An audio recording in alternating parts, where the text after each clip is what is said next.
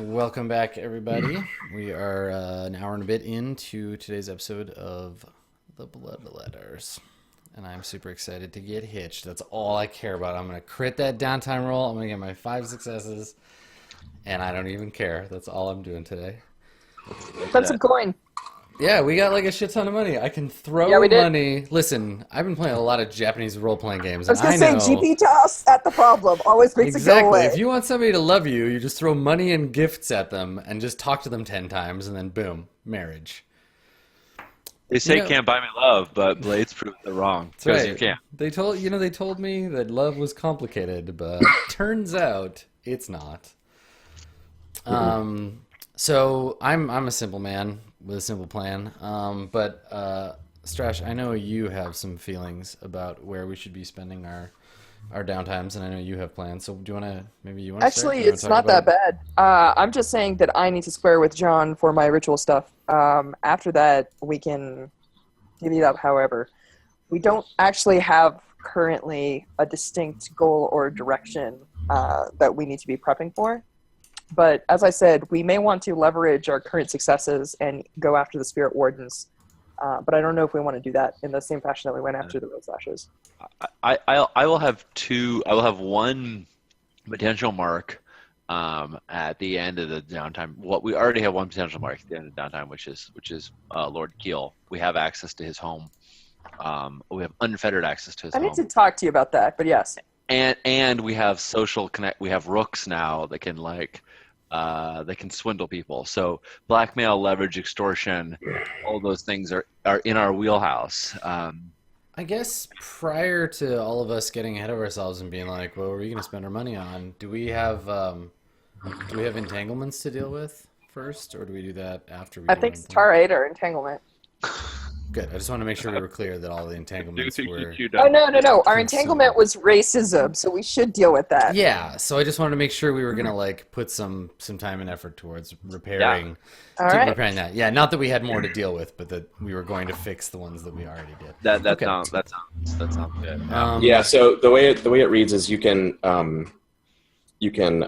I'll just bring it up Yeah, for that entanglement. yeah. Please, because then we can decide how we want to settle on that. Because what- we really do need to settle it. When your gangs causes trouble due to their flaws, you can either lose face, forfeiting rep equal to your tier plus 1, so Nope. 3 rep. You can make an example of one of the gang members, Yeah, probably that one. or face reprisals from the wronged party, No. which would mean like owning up to them or whatever, and however that would play out. This is gonna be you see what happens, Larry, and we're gonna deal with like somebody in our own gang. I think that's how I feel. Like we should be like, no, we're not a bunch of hooligans anymore. We're cool now. Oh, right. Suddenly we've turned a new leaf. That begs the question, John. I don't think we covered rep. We got coin. We got everything else, but I don't. You don't get any rep. Right. Cool. No one knows you did it except Bosma. It was totally quiet, so Yeah. no rep. Sounds good. At least for now. At least for now. I mean, eventually people will probably find out, but It could be rep of the tier that we targeted because that tier is now nothing. exactly, you get all 0 of the rep. No, that's cool. I just wanted to make sure we didn't forget it. Yeah, So that's we're currently sitting at 5 rep, and we have 1 turf, so that means theoretically, we could lose some rep, and it wouldn't be catastrophic. But It's not that. It's about doing the right thing. Our gang went after when have we been about doing? Right. Sorry. I think, you know what? Like, all of us have... So, I think this is a case where we will do it. And if we need to have a discussion as to why, I'm okay with that. Well, I guess the question is, do any of us have any feelings about Eruvians? Like, do we have any particular biases one way or the other? Like, we just killed a whole lot of them. Look, I mean, you might think that Cantor's biased, but I don't really see color so much. Yeah, I don't see her as an Eruvian exactly. She's, just a person to me. I guess know? but the bigger question is: do we care that we pissed off the Eruvian consulate? Do we care that people think that our Yes. gang is a bunch Yes, of we do. bunch Do you want the out of character explanation first? I mean, I just, don't need an explanation. I just need to know like the read of our gang leaders. So I think Oscar has like, it's not even a discussion. It's like, yeah, obviously we're going to settle this.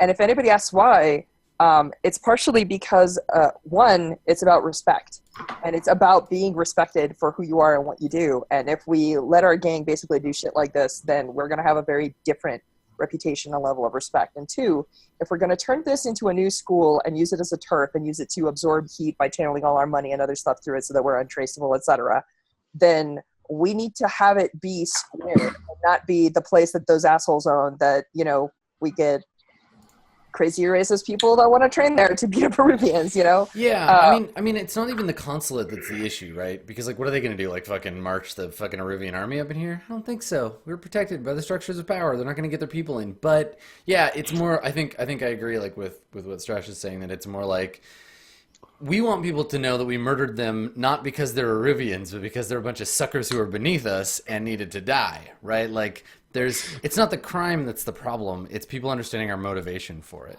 Right. People need to know why we're murdering them. Understand? Yeah. I mean, no. People need to know why we're murdering other people, and that they're on the list, right? Like, it's not when I'm stabbing someone, they don't need to know why they're being stabbed. It's just everyone else needs to understand.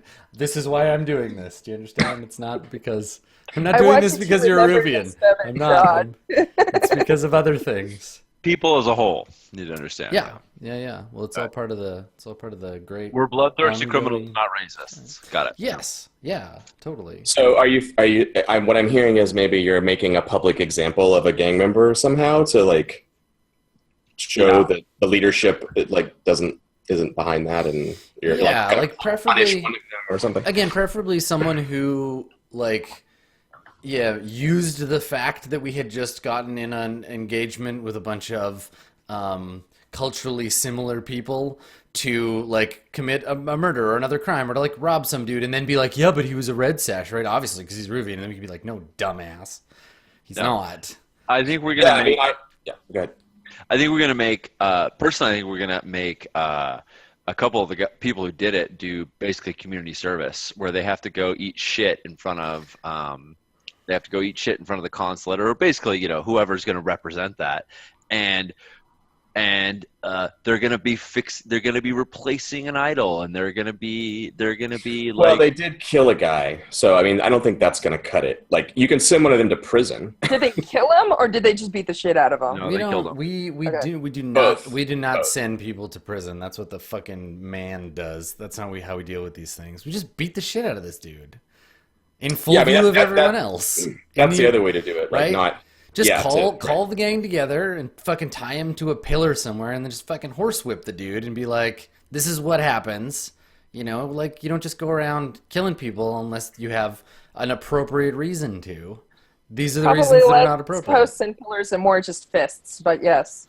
Yeah, I mean, whatever. Like, I don't. It doesn't. It obviously doesn't matter. I mean, it matters, but it's like, yeah, we got to just make a point of like calling a meeting and being like, this is how it goes. Yeah. This is how it doesn't go. The RC looks at like both of you and is like, so who's going to deliver this punishment? You. I mean, yeah, no shit, you. Come on. Why is this even a question? Yeah, your big ropey arms. Come on. You have done it before. Actually. Yeah, you are a corporal punisher. You know how this shit works. No, I just think it's amusing because RC is like she's not that upset. She's not that bent out of shape that we've. I mean, I don't think Oscar. I don't care. Yeah, I don't think Oscar and Cantor really care about the thing, right? Like, just killing someone isn't a big deal, but we want to just be clear about like, we don't kill people for no reason. Like, what did you gain from this? Fucking nothing, right? Yeah. Like, killing people for no reason just gets us in trouble with the cops, right? It draws unwanted attention. There's always a reason for murdering. It's not the I murdering that's want the problem. I want you to remember these words, Cantor. Dude, No. just because you They- guys, just They because won't haunt you. you losers don't understand the reason doesn't mean there isn't one. All right, Oh, and no. just I had- because I made up the reason after the fact also doesn't mean there wasn't one So, before. so as long as we understand that, yeah, when someone kills somebody for no good goddamn good reason, I pummel the shit out of them. That's what we do, right? That's what we're doing. Yeah, but we gotta get clear about this no good reason bullshit, RC, because you can't just decide it's no good reason. We have to No, talk no, about we Oh, stuff. who gets to decide? Yeah. Just like, because personally, I'm not moved. I think Listen. You know It's what, RC? fine. RC, listen. fine. When we're The when two we're out on the robots ocean are- on a fucking boat, you can be Captain RC Keel and you can tell me what to do. But in here, you're good at keeping order and whipping ass, and I need you to do half of those things. So Actually, both. trust me on this one, right? Like there is a language of the streets, and right now we are speaking the wrong one, right? We are barking like dogs in an alley when we need to be fucking making speeches. We need to be like proving the point that the bloodletters are we're here to stay, man. And if we just look I like a can bunch of rabid dogs, I can do all that. I'm not worried about Mercy. going out there and making a show. When I'm you talking- were second on a boat, and one of your crewmates got drunk and beat the shit out of another crew, and that captain looked at you crossly, what did you do? Oh, I took care of business. Take care of business. Yes, Captain. And I go,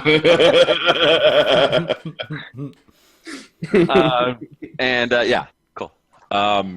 Who is it? it's raising the main flag. Yep. Yeah. I mean, RC wasn't gonna like resist any of this. She was just making a point. I know you're just being Yeah, fucking fair. sassy with that, me. that we don't have a established method of deciding what our actions are, and it's all just fucking, it's improvisational and it's fine. It's fine. We'll be fine. It's cricket. Actually, I have a thing to say in this case. I think this is like one of the few times when Oscar actually opens up. And what Oscar says is he kind of looks at RC and he realizes that you're half doing this to sort of test the waters and establish certain things. But what he says is, RC, I've known you for a while, at least a couple of years now. And one of the things is that most of the time we don't need to talk about these decisions because they're obvious. Cantor is deadly enough that any other gang will take him. Baja would certainly like a killer with skills, although killer might be, he's not quite an assassin.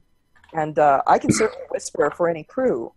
So the question I have for you is, do you understand why I don't leave? Why I stay here with the two of you?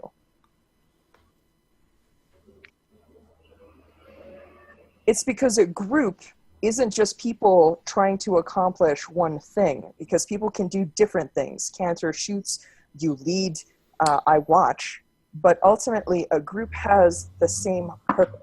And all three of us want the same fucking thing. More than the air we breathe, we want respect. Every gold button he sews on, every person he puts a bullet in, every action he takes demands respect on the streets. And right now, we are losing respect, and we need to establish it. Yeah, I think that like RC went from fine, I'll do this, but fuck you, to like, yeah, I'll do this.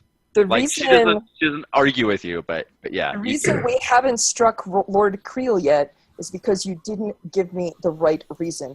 If you tell me that he is disrespecting you, and by extent what we stand for, I will march in that house with you and fix it. I don't want to steal his gold. I don't want to take his fucking money. I don't want to strike at him like some thieves would in the night. But you tell me that you're angry because he's disrespecting you, and we will fucking settle it. So this is this case. Do it now. We'll take care of the rest later. Nice. So RC's taller than Oscar. Oscar's tiny, right? Oh yeah, he's like 14. He's also like emaciated at this point because he doesn't really take care of himself, and he spends more time like magicking than like, sleeping or eating. Nice, sleeping or eating, nice. And are you wearing your fucking crazy mask right now? Nah, I think when we talk, I actually like take all that shit off because Nice. one, it's hot, and two, it's kind of freakish. Nice. So RC like puts her hand, like looks down at you, puts her hand like on your shoulder, really like a firm grip, but not like to hurt at all. And it's just like, it's good to know I have you, Oscar. I'll take care of it. And then she heads out, and Sorry, I'm beating the shit out of your number one So assistant. I think when you're like, all right, and you like leave, I look at Oscar, I'm like, well, I'm glad we got that sorted out. As if I had any Right. response. Like, You were involved good somehow. for Yeah. me. Good for me. I got what I. Yeah. Excellent managerial skills, Cantor. Yeah, so the Spacey wannabe whisper cricket who joined your gang recently, she's the one who actually killed the dude, and we haven't seen this side of her because she's always been like, yeah, I'm just getting a weird vibe right now, but people do not join. People who have become your cohorts are by default savage types, and there's this creepy part of cricket that it's under there where she is capable of just putting the knife in the dude, like Right. She's a serial killer. Whatever. we just this can't. Yeah, she's fucking- not a serial killer, but like she just Come on. doesn't have that normal human empathy. hot topic edge lord. Just Yeah. fucking get her sorted out. Let's move on. Yeah. Yeah. So what do you do?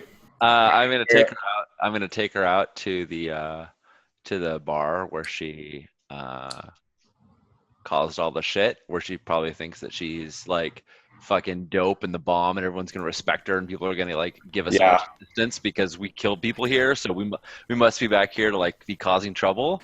And I'm gonna buy her a round of drinks. Oh man! So We should. sorry, Sean. I have to interrupt you. Adam, go ahead. I Sorry. was just gonna say we should. We're all gonna interrupt you. I know we're all really excited. So maybe instead of just beating her up, we should just throw her in the corpse toilet for a while, Oh shit! right? Like maybe that's the punishment. Like we It's just the fact that you dumped it the you're the old cadaver swirly, right? Like maybe we just maybe that's the thing. Maybe we don't have to, because then she'll still be useful, and plus she's already a little crazy, so it can't make that any worse. Just a thought. I'm it's just important gonna to make it public. put That that will one up certainly there. change her attitude, but it won't send the right message. I mean, I'm when we doing this to make a public message. all right, That's all right. We'll save this one So- for later. Put a pin in. Put a pin in I that. like where you're going though. The Okay. corpse toilet. We'll should use that definitely- one later. That'll be good. Put a, Yep. put a pin in it. I think we all think the corpse toilet is a great It's idea. happening. Listen, we're all behind the corpse toilet. It's just not for all right. Look, I'm not dissing the corpse toilet. Right, of course. Good. What I was gonna say, Sean, is the original 5 gang members, the ones where you beat the crap out of that one. I think it was Bricks who It was thought Bricks, that they got to sleep with you because they were in the gang. Remember that? Yeah. Yep. Those original 5, when you come to the bar, they're like, oh, no." Like they all know what's about to happen, and all the new guys are like, yeah, woo. Nice.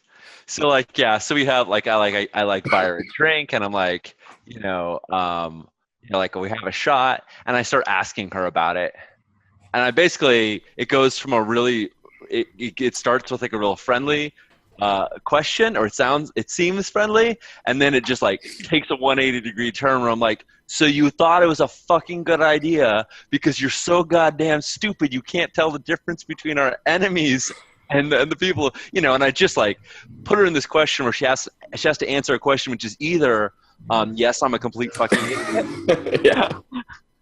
or no, I didn't do that. I didn't do that thing you just said. Like that. Those are her two Right. choices. Yeah. That's awesome. And then when she says, assuming she says it, I'm like, all right, good. I'm glad we had that out. And I go to toast with her, and when she raises up the glass, I grab the back of her head and I smash it like into the bar and through the glass. So like her shot glass just like shatters Ooh. on her face. Oh, okay. I was about to ask, what do you have to do to savages to make an example of one of them? But I don't need to ask that now. You answered the question. You're like one pencil shy of the make a pencil disappear trick. Yeah, exactly. Make the shot glass disappear into your face. Yeah, I make the shot glass disappear. So I kind of let this big like splatter of like cuts all over her face. I don't know. Yeah.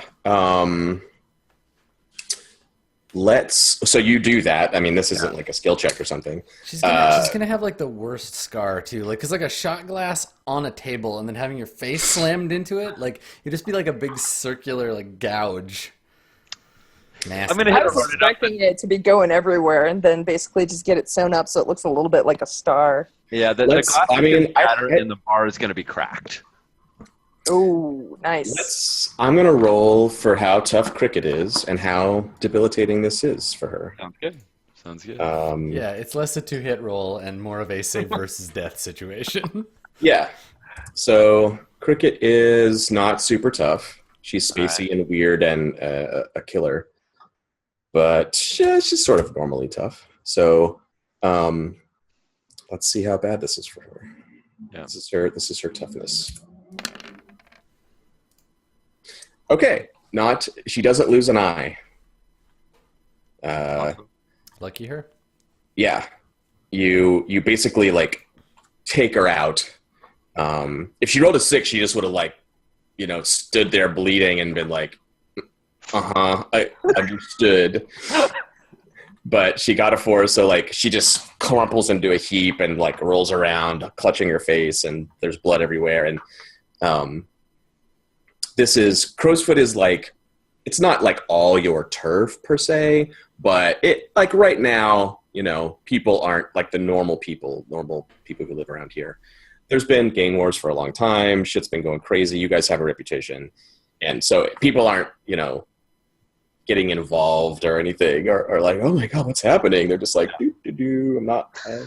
I see nothing. They're gonna be happier because this is also the place where we have caused a lot of upset. So not only this is like the carrot and stick kind of thing. Exactly. At Like that point this. go ahead. At that point, I say drinks on the bloodletters and soften everybody up who might be not know what we're all about. Yeah. So yeah, you're basically like the reason this got around in the first place. You're doing the reverse in the same scenario, so now everyone's going to tell that story, and hopefully that will at least make the Arivians realize that this isn't a problem they need to care about. This is a one-time thing or something. Yeah. Isolated incident. Isolated, exactly. Yeah. Cool. All right. So yeah, you take her out. The gang gets the message. They get. They don't learn a lesson. I don't. Let me put it that way. Well, I guess they do. They learn that. Yeah, they learn the lesson the original 5 know. Like, RC will fuck your shit up.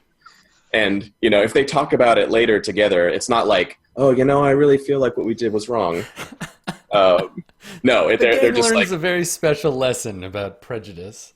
They're just like, we need to really be way more careful about what we do because RC might just show up and smash you for no RC's fucking not reason. really that good at calling people out on their racist behavior. Like, you're all hanging out at a bar, somebody makes a racist joke, and somebody just grabs your face and slams it in the bar as hard as they can. Yeah, a little confusing. I feel like she gets the point across. I don't think she's a woman of many words. You get the point across to the rational, normal humans in the bar who understand things, and to the gang of savages, they're just like, yes, sir. You're the boss. Yeah. That's all they need to know. Yep.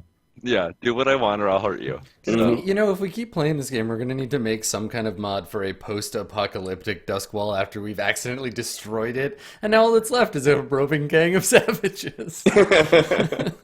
It's just RC slowly teaching them lessons by wrecking one of them at a time. Yeah, exactly. Like it's like you don't get a number of credits in your college courses. It's like how many people did RC smash? This is the kind of thing. This is the kind of thing where like a weird like superstitious behavior would come. Where like if you're drinking with the bloodletters, you don't put your drink down on the counter. You just always hold it. Never put it down. Like hold it away from your head. Yeah, you just don't. Because if you put it down, someone might slam your face into it, and this just becomes this like unstated rule. I love it. It's so good. That's amazing. Rad. That's just amazing. All right. All right. Good job, RC. Yeah, cool. And actually, it's time for that too because you've gone up 2 tiers since the original lesson was taught. So yeah, right. You gotta refresh course. Yeah. For the newbies. Reestablish your dominance. Mm-hmm. Cool. So, downtime actions. Who has a thing they want to do? Yeah. Well, we were talking in chat about how the fact that we have all this money that we can't hold on to. So Yeah, you do. reasonably speaking, we have 11 coin and we can only hold 4.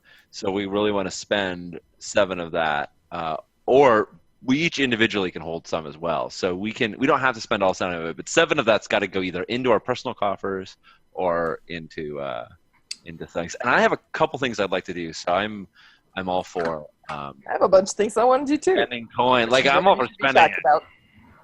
Also, for the record, I ticked over in my personal stack last time, and the ability I took was the spider ability calculating, so I get 3 downtime actions per now. Oh shit! Wicked.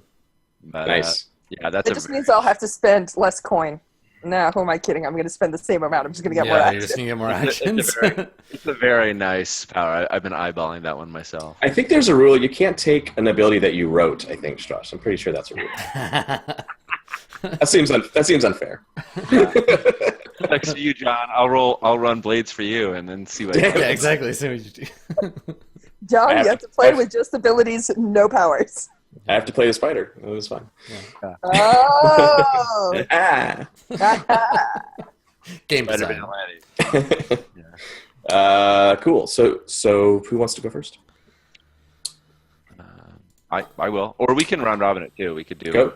Yeah, that's Yeah, true. we'll go around one at a time. And Yeah. All right. So since we already alluded to it, I'm going to jump into it and say, kind of, cut some scene to like where we're like dragging a corpse into the water, and it's like Oscar. I'm not jumping back in time, but like presumably we didn't do it all at once. So It's going to take 2-3 days at least. yeah.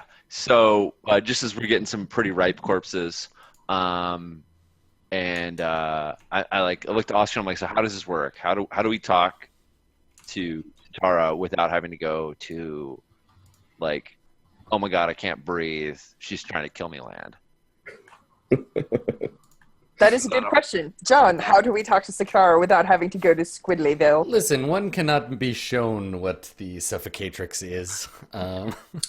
Well, I've already seen it. I'm not like saying I need another sampling of it. I'm just So I will tell you. So Darcy's right. She shows up in a sense when bodies go into the pool. Like she doesn't like pop out and be like, "Thank you for the bodies," but she's there. Yeah. When she pulls them down into the thing. So just if you put a body in and wait, then she'll appear under the water in some sense, in a way that would let RC like talk to her or something. okay. Cool. Keep in mind that I do have the power that says that the demon attendant one, which says that she's in her element somewhere nearby. Yes. So that is also a thing. Like we could just walk somewhere and talk to her. Right. Well, I mean- Speaking No, speaking- go on. speaking of that ability, you haven't used it yet, and I mean you have it and it works.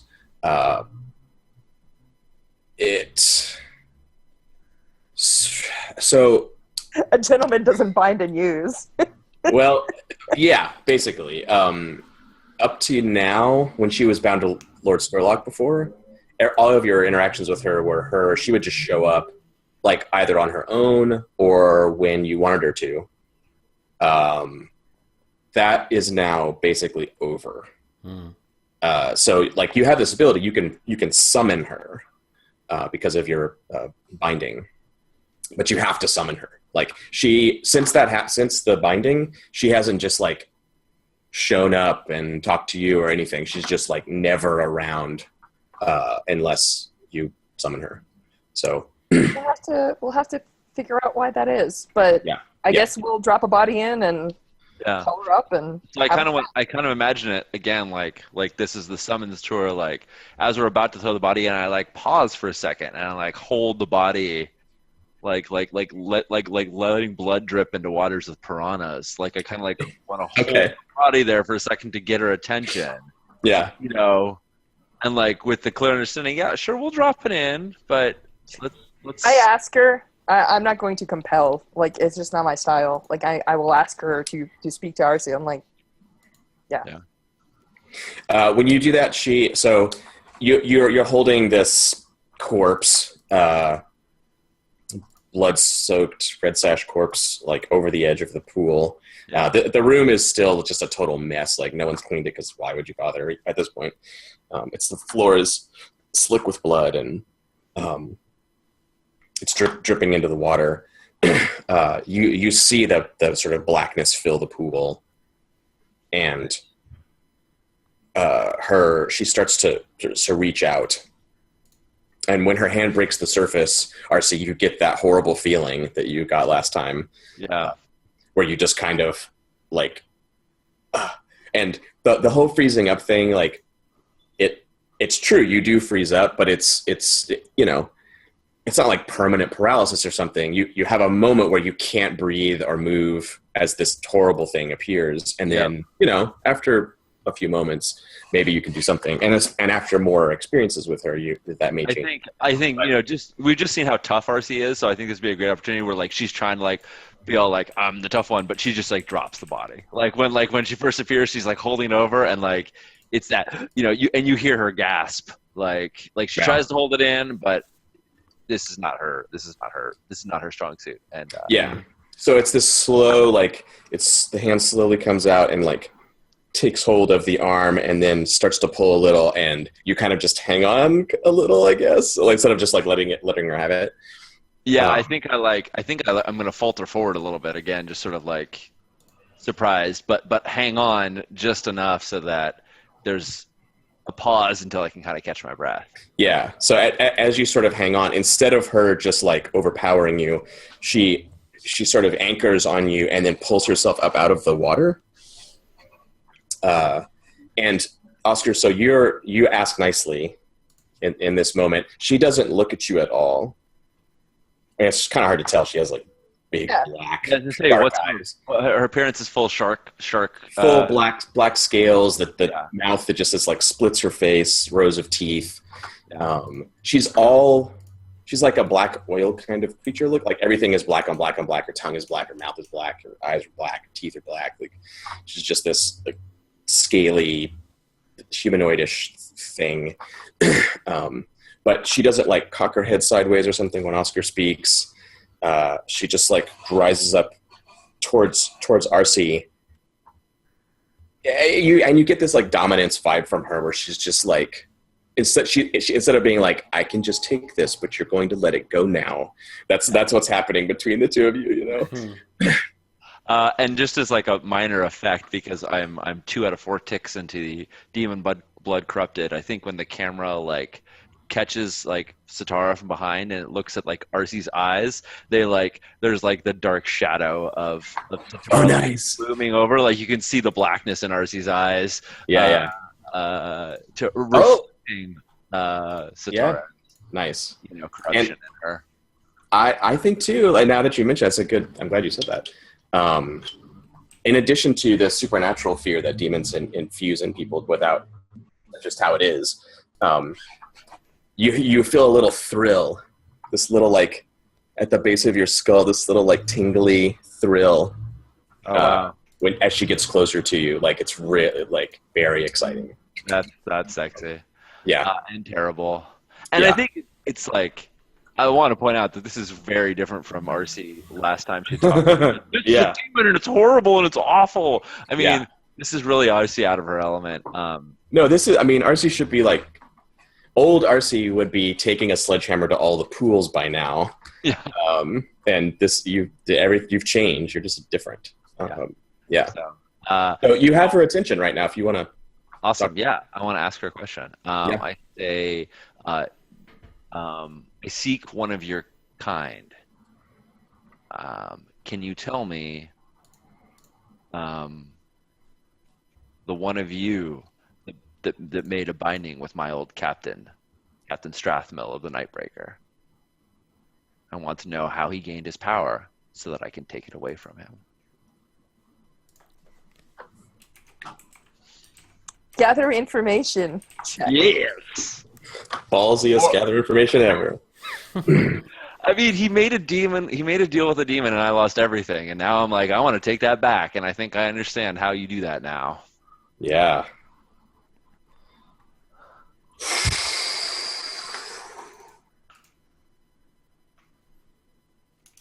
Okay.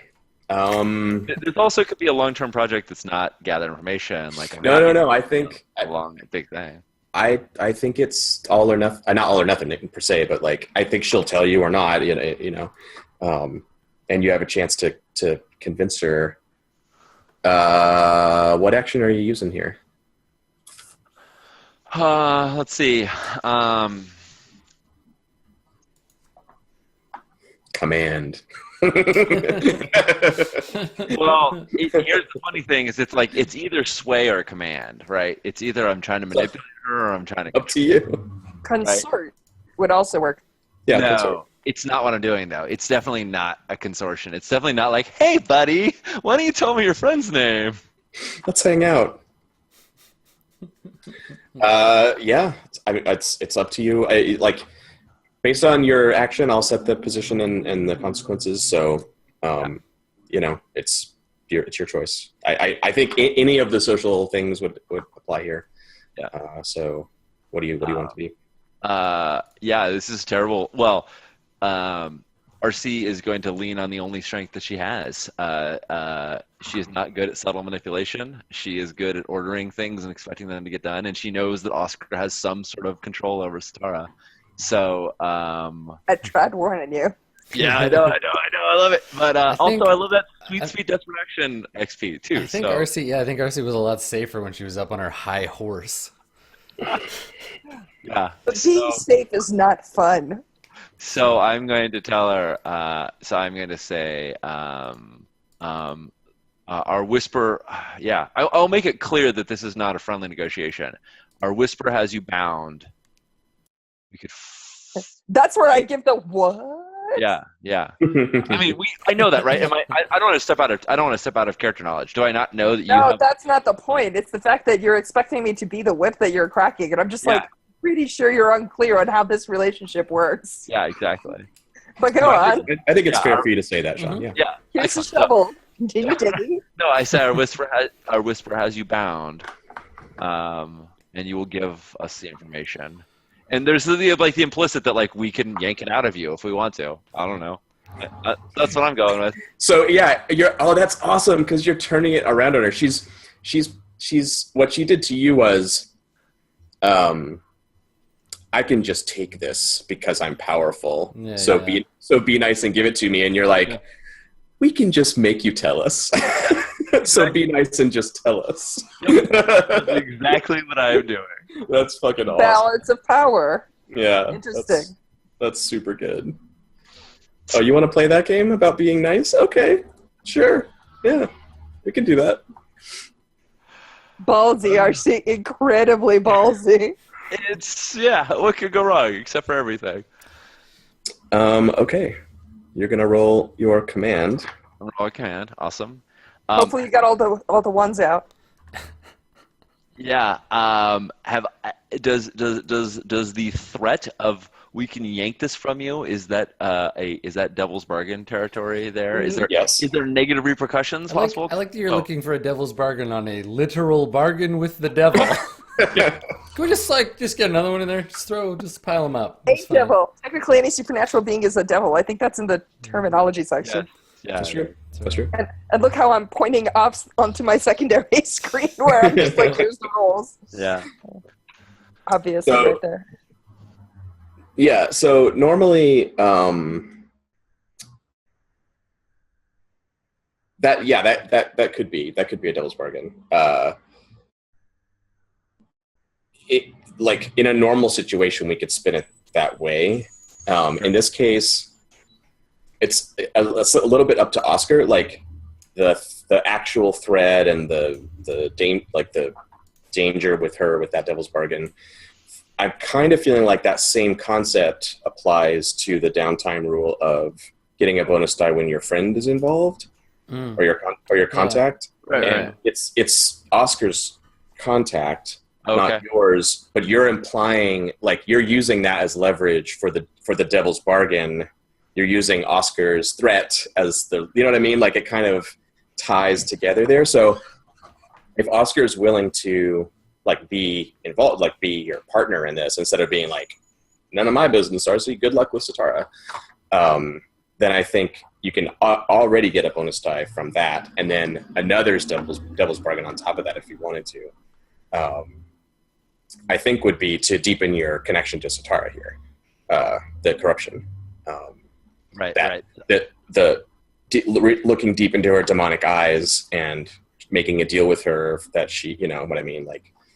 Yep. Well, I wanted to see what happens when this clock pops anyway. So she gets in your head. But that'll give you 2 bonus dice if we go all the way there. If Oscar doesn't just back away slowly, like dude is. So I think Oscar's not scared, but this wasn't what he agreed to or how he agreed to do it. Like he's not interjecting this, but there's this moment where he's just like, "I'm about to leave you hang," and then I'm like, "No," because this is about doing the things that we don't want to do, right? Like I ask RC to beat people up when she doesn't want to and do other stuff. And this is the supernatural. And RC is not asking me to completely break faith or completely piss off Satara. RC's just leveling the playing field. And so, like, I look at RC and for a split second, I'm just like, oh, you're about to be in deep shit. And then I'm like, wait. Yeah. Yeah, yeah, that's awesome. That's great. Yeah. I love it. I love the bonding moments. Oscar is just like, yeah, no, confirmed. Sounds good. Awesome.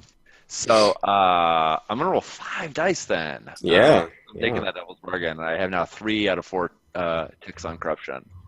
So normally, downtime rolls are sort of safe.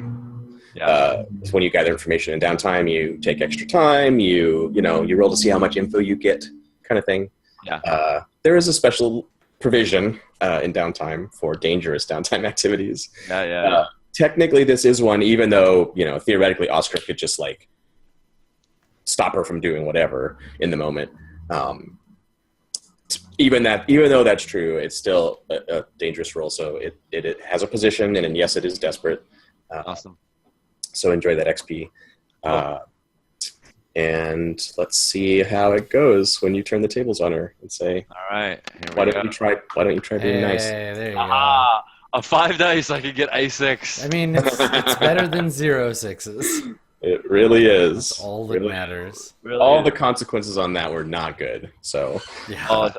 Now, because if we take the first 3 as skill, and the next one is Oscar being friendly and helping, it's completely my fault. Right. It's completely Oscar's fault. Now, however, does this count as the normal type of downtime action in that I can buy it up if I want to? Can I buy that up to a crit? I don't know how I would give her money, though. I mean, obviously, I don't know if it would be in the form of... She takes a big old bite out of you. And then you have to go to the doctor and get it fixed. Yeah, you can. I think it would be, for example, if you spent a coin to rebuild the fountain in the form of her special rune thing. Lovely. Thank you, John. That would work. That would work. Okay. So you want to buy it up to a crit? I want to buy it up to a crit. As long as, we said we got money to spend. So No, I think that's fine. Do it. I think you look deep into the bottomless black pools of her shark eyes, and she communicates with you telepathically, and you... Yeah, and I can dance longingly into bottomless pools of shark eyes. Yeah. You feel this overwhelming urge, probably like Cyclops did one day, to remodel the fountain, which you'll do for your coin later. Yeah. And you get a vision of a wild, roaring black sea and a desperate captain whose vessel is entwined in the crushing grip of a leviathan about to snap it in two. And in his now you're gonna make me feel sorry for this guy. I know, I sure am. In his moment of ultimate terror, he calls upon entity, and let's see who it is. I get to add more gods to my notes. I don't know if this is a god. I'm not sure what the distinction is, honestly, but I'm just going to use my devil generator real quick, and let's devil generator. See what we get. So, come on, roll 20.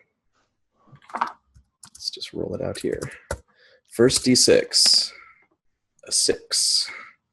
It is. Oh, that's perfect. It is a demon of storm and wind, which Perfect. is exactly what you're seeing. The ship is sideways. The waves are huge. Parts of the Leviathan are tearing at it. I think since this is all in my head, Yeah. I think if this is okay, we kind of flash the camera around, and that same image that Larcy's seeing is now reflecting in her eyes. Like there's this storm and everything like that. Like that image is racing across her eyes as it's projected. Yeah, awesome. Yeah, that's really cool. And a 1. Interesting. Like Satara, it is a humanoid with bestial or elemental features. So the captain goes back to his quarters goes down into the hold. And it's this, Leviathan ships are run. A lot of them were built 200, 300 years ago. They're these huge, expensive things that over time, all their parts get replaced, but they're these really old things. And there's all these like ancient compartments and overgrown with barnacles and shit, like old things. And he goes and like pulls this door open that's like sealed with rust and barnacles and something from this forgotten age that he doesn't understand. And inside there is this egg-shaped thing. It's sort of familiar to you. That's hanging in chains and rocking inside the ship. It's the ship's heart. You've heard of this before. It's like a Leviathan sailors thing that people talk about. It's not like a real thing. It's just in stories or old sailor's tale. In old sailors' tales or metaphors or whatever.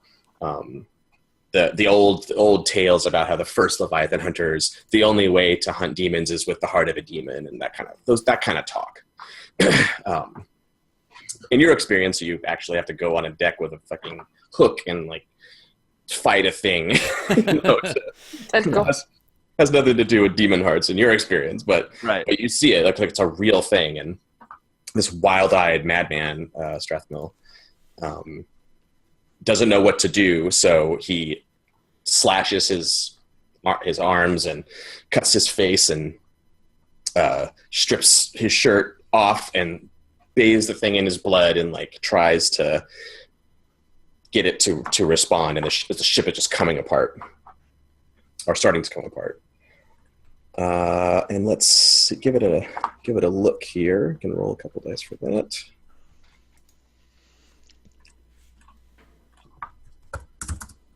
Two, 6.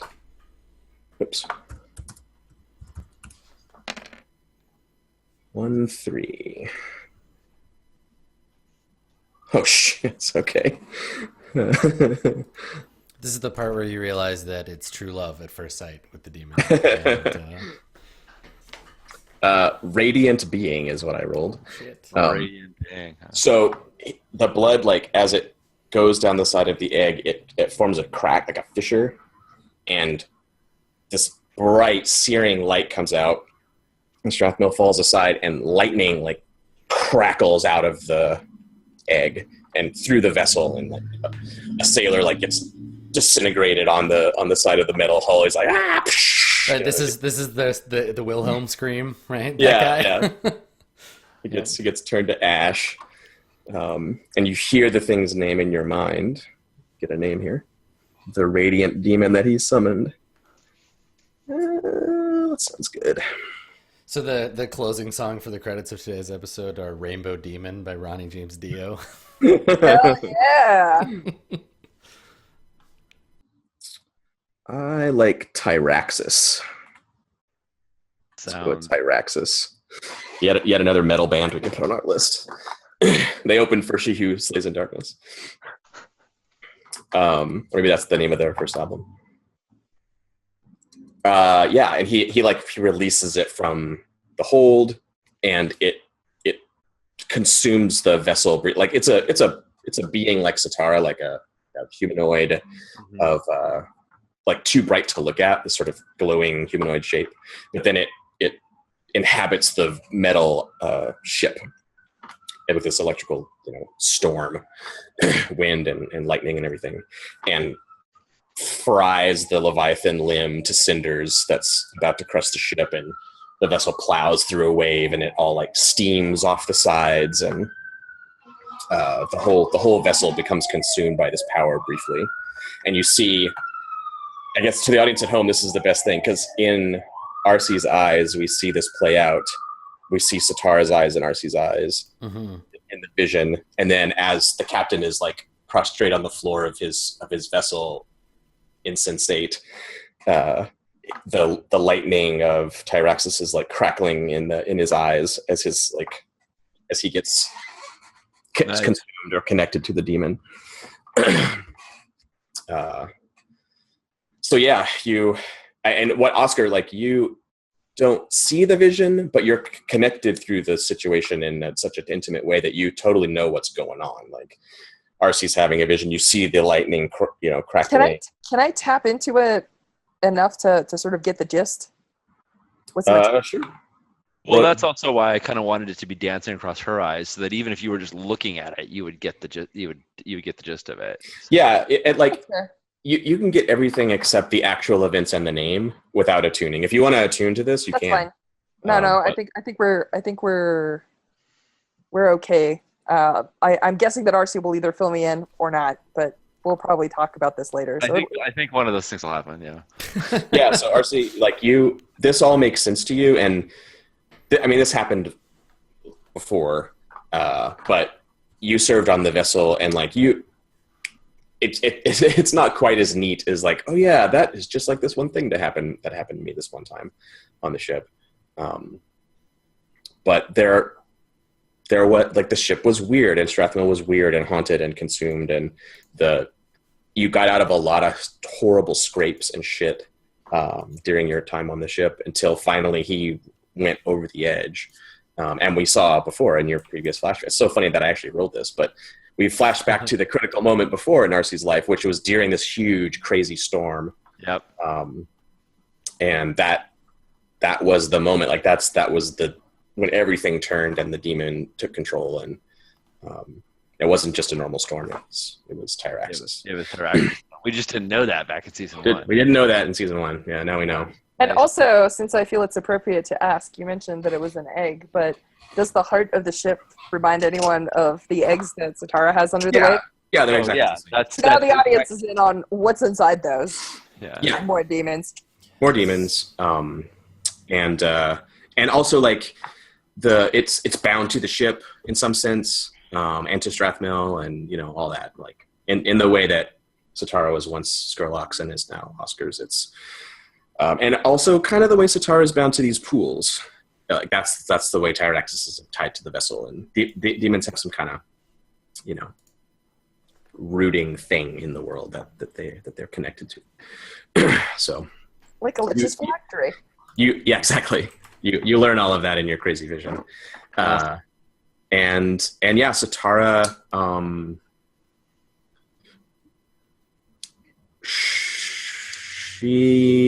I guess you probably get a read from her too. She's filled with a murderous hatred for this being beyond any kind of human hatred. It's the classic thing. Like, the elements don't like each other. Yeah, no, I love it.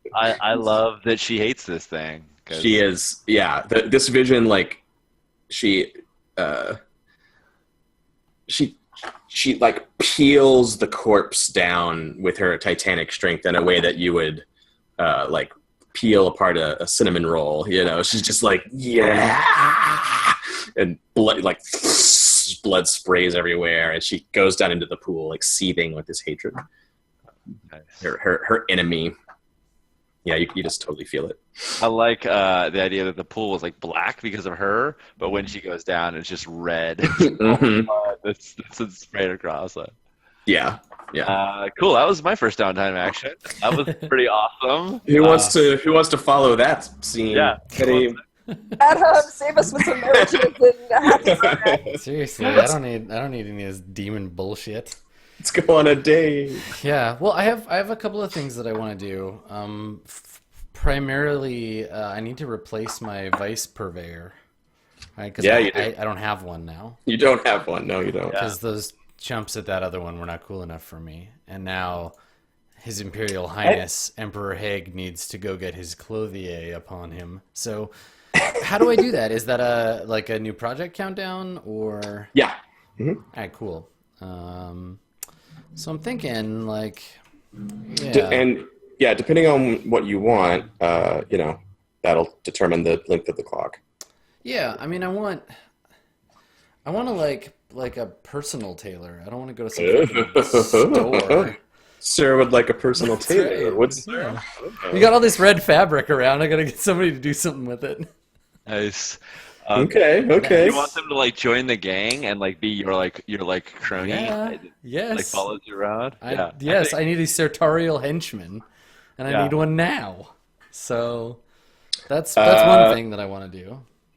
Okay, so you can just sort of getting a new vice purveyor from the sort of available people in Duskwall would be like a 4 o'clock probably. Mm-hmm.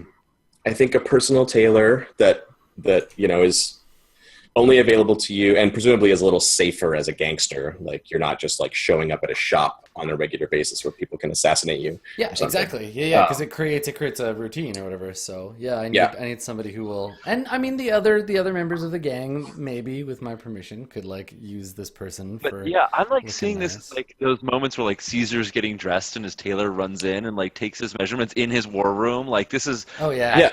all right. Like this is like your guy now who is your new crony. He's skilled, think- but Well, and I definitely So- think that Cantor's sense of his own fashion is starting to move away from like rakish street thug to like delusions of grandeur. Like I'm about this close to making a crown for myself, so maybe in, colors, motherfucker. maybe in season 3. But yeah, I'm thinking like we're starting to puff up a little. So Nice. I I think someone think who can Cantor definitely needs a crown. yeah, for sure. They shot off her crown. So a 6 o'clock for a personal tailor, and then I think another, and so you could get him, and then another 6 o'clock after that would secure them as a contact. Like, so, Okay. well, you'd get a bonus die when you indulge your vice, which is always awesome.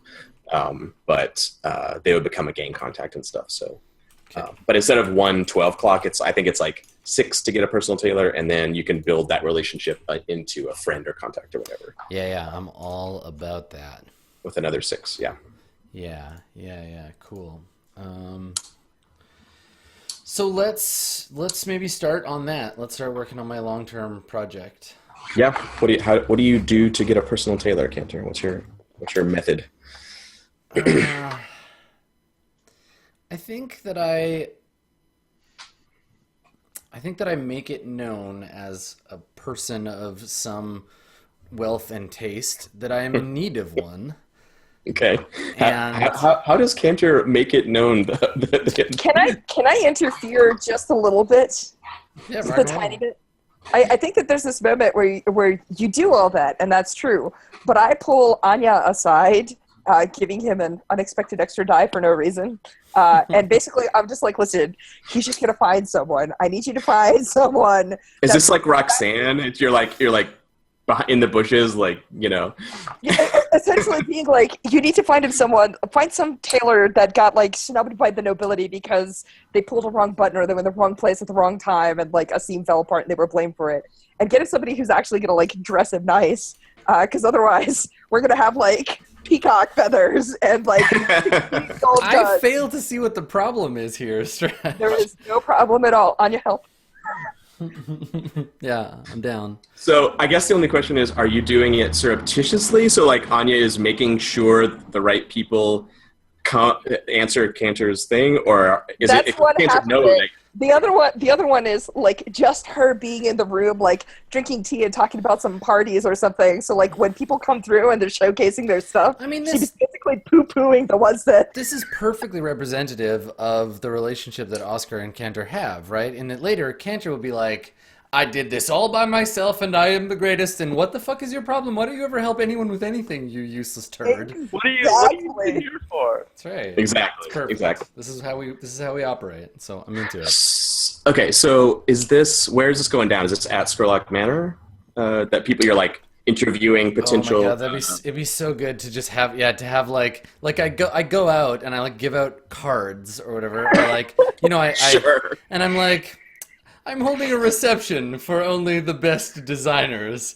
Come to Skurlock Manor at 11 bells this Friday Eve, and we will have a reception. Yeah, so exactly. It's not like a big party, but like, yeah, I'm definitely doing that. Like, I'm. So like this is the thing. Like, Cantor doesn't have a medium speed, right? He's going from poor to super rich in his mind in one huge jump, right? You don't work at things. You don't get to places slowly. You are either rich or you're not, right? And I'm rich, so it's time to do rich people stuff. Are you gonna do the super gauche thing and leave one of those cards at Denders and Sons, like to see if like one of the two? I think that would be so gauche. I think I would. Like, I would leave one there, but then I would instruct, like, I probably put Cyclops in like a butler's outfit or whatever to get him to like greet people, and to like announce. And I tell him, I'm like, this is how fucking fancy people do. If you want to be fancy, you gotta like, this is how it is. So when someone comes in, you like say their name and like where they're from. But if you see these assholes from Denderson's, you tell them to get the fuck out of my house. I invite them and have them bounced from the place publicly, just to be like, no, not for you. Cyclops is you must be mistaken. You are not on the list, sir. Yeah. That's awesome. Two things. I think, like Ocean's 11, you may have cards that just say Cantor Hague with nothing on them, like Daniel Ocean, that you could just give people. Yeah. And also Rothkin Claith, the most sartorial of our company. So he has a couple of demands, which you may not have entertained anyway, but he said them to the room at large. One of them was, whenever you call upon his expert services again, he refuses to be carried like baggage through the sewers. And that's unacceptable. He's apparently decided that that's what happened when he got into the Red Slash's base. Right. That someone carried him through the sewer system, not what actually happened. He's either clueless or just fully in denial about what happened with the demon. Except either one. And two, that he's interested in the space. It's very conducive to his hobbies, and he looks forward to crossing swords with the next batch of Bravos that the city has to offer. If you don't mind him hanging around. Me and Roth, I think we develop a friendship, right? Like I'm all about his pomp, and he's got style. Yeah, he's the Little John to my Kanye West, right? Like totally. I feel like we can work together. We're artists, right? We work in different media, but yeah. Perfect. That's where I was going with that. So if that's Cantor's vibe, then when this comes up about like finding a personal tailor, he cut to Skurlock Manor, drawing room, ratty old overstuffed couches and bookcases, and a waning fire, and Roth in his new one of his new white outfits with his boots up on the table. Roth and Cantor interviewing a dude. He's gonna turn Cantor into like all red or something. It's gonna be awesome. Yeah, are you asking him about how many collars he can do on one coat, or whatever? Yeah. I think I'm like, I'm going for a level or a degree of ostentation that I did not have before. Okay, so this is a good question. Are you looking for someone who actually is a tastemaker and a fine tailor who will elevate Cantor to a world of fine fashion, or are you looking for someone who will follow your orders and make crazy shit for Cantor? The thing is, I know what I want, but I don't know if Cantor would be able to get that. Right? So I think before we can be truly fashionable, we have to be truly outrageous. So I think But will more you be truly, truly, truly outrageous? Exactly. I was gonna say, because I think if Cantor goes as far away as he can, then he can Lady Gaga this shit, and it Yeah. doesn't matter how True. a crazy fawning. it is. I'd like a yeah. the fashion. I want a fawning madman, not like a respected. Like I want someone who's like, yes, sir, but this is insane. But what if we made it more insane? Well, you did. You fired the best tailor in the city, so I guess you're going the other way. You're Yeah, I want the avant-garde. I don't do Okay. the norm anymore. Contemporary, yeah. nice, Yeah. nice. Well, yeah. I mean, yeah. You and Roth you're peas in a pod, man. Like, Excellent. if there were white peacock feathers, he would wear them. Yeah.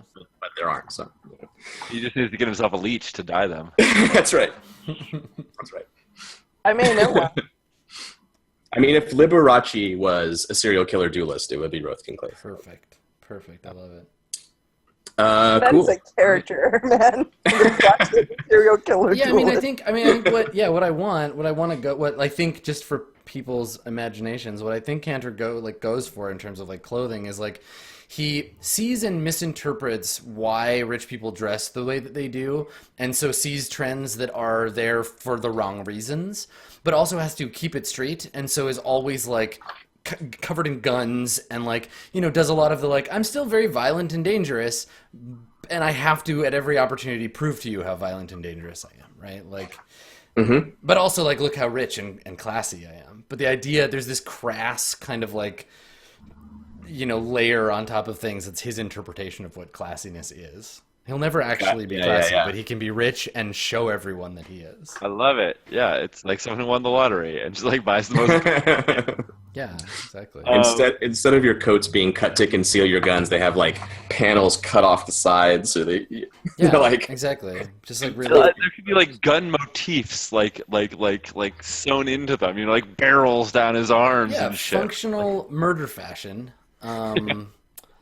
Yeah. Cantor invents the like gun silhouette T-shirt, you know, that has all the different guns. Exactly. Yeah, That was his idea.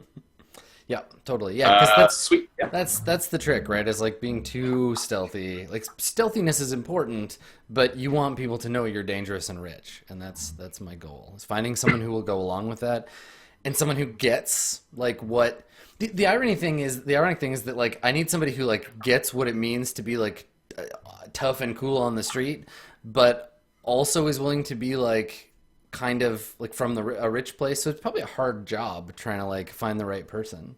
I think you could settle for someone who is just totally insane. Yeah, and, exactly, and that's where we end up. Yeah, the mad let's do scientist. I'll settle for someone who's totally insane. Yes, total insanity is a nice fit in there because they don't have to understand because they're just creating madness. Yeah. Yeah, All right. I'm into it. The great thing is if anybody makes fun of my clothes, I will kill them, and it just proves my point.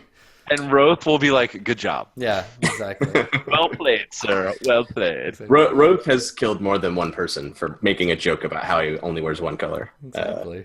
It's more than one. Yeah, Does he offer them a chance to wear another color themselves, like red? yeah. That's right. No, there's a whole other show about it. It's called Murder She Wrote. We finally got there, everybody. Sorry. It took like 3 sessions, but I we know. got there. Yeah. We got there. So found it. anyway, We found the joke. what am I rolling? What's happening here? Well, I don't know. I mean, you're yeah. Am I, It feels am I like you're consorting? Yeah, Am I think so. I feel that's what it sounds like. I mean, I have ones in everything except Prowl, Command, and Attune, pretty much, and Tinker. Like I'm kind of sort of able to roll just about anything for this and not do that well at it. So It sounds like consort. You're entertaining people. You're talking to them. You're trying to create a rapport with somebody. That's consort. Yeah. okay, cool. And you got an extra die because of That's right. Yeah, Anya. So help. Or Roth. well, Roth isn't a contact. It's true. Not yet. Who knows what will happen? Okay, Oh, we so thought I got a 3, so I only mark 1 on my long-term project. This is going to take longer than I thought. I've just rejected everyone in the fashion community one at a time.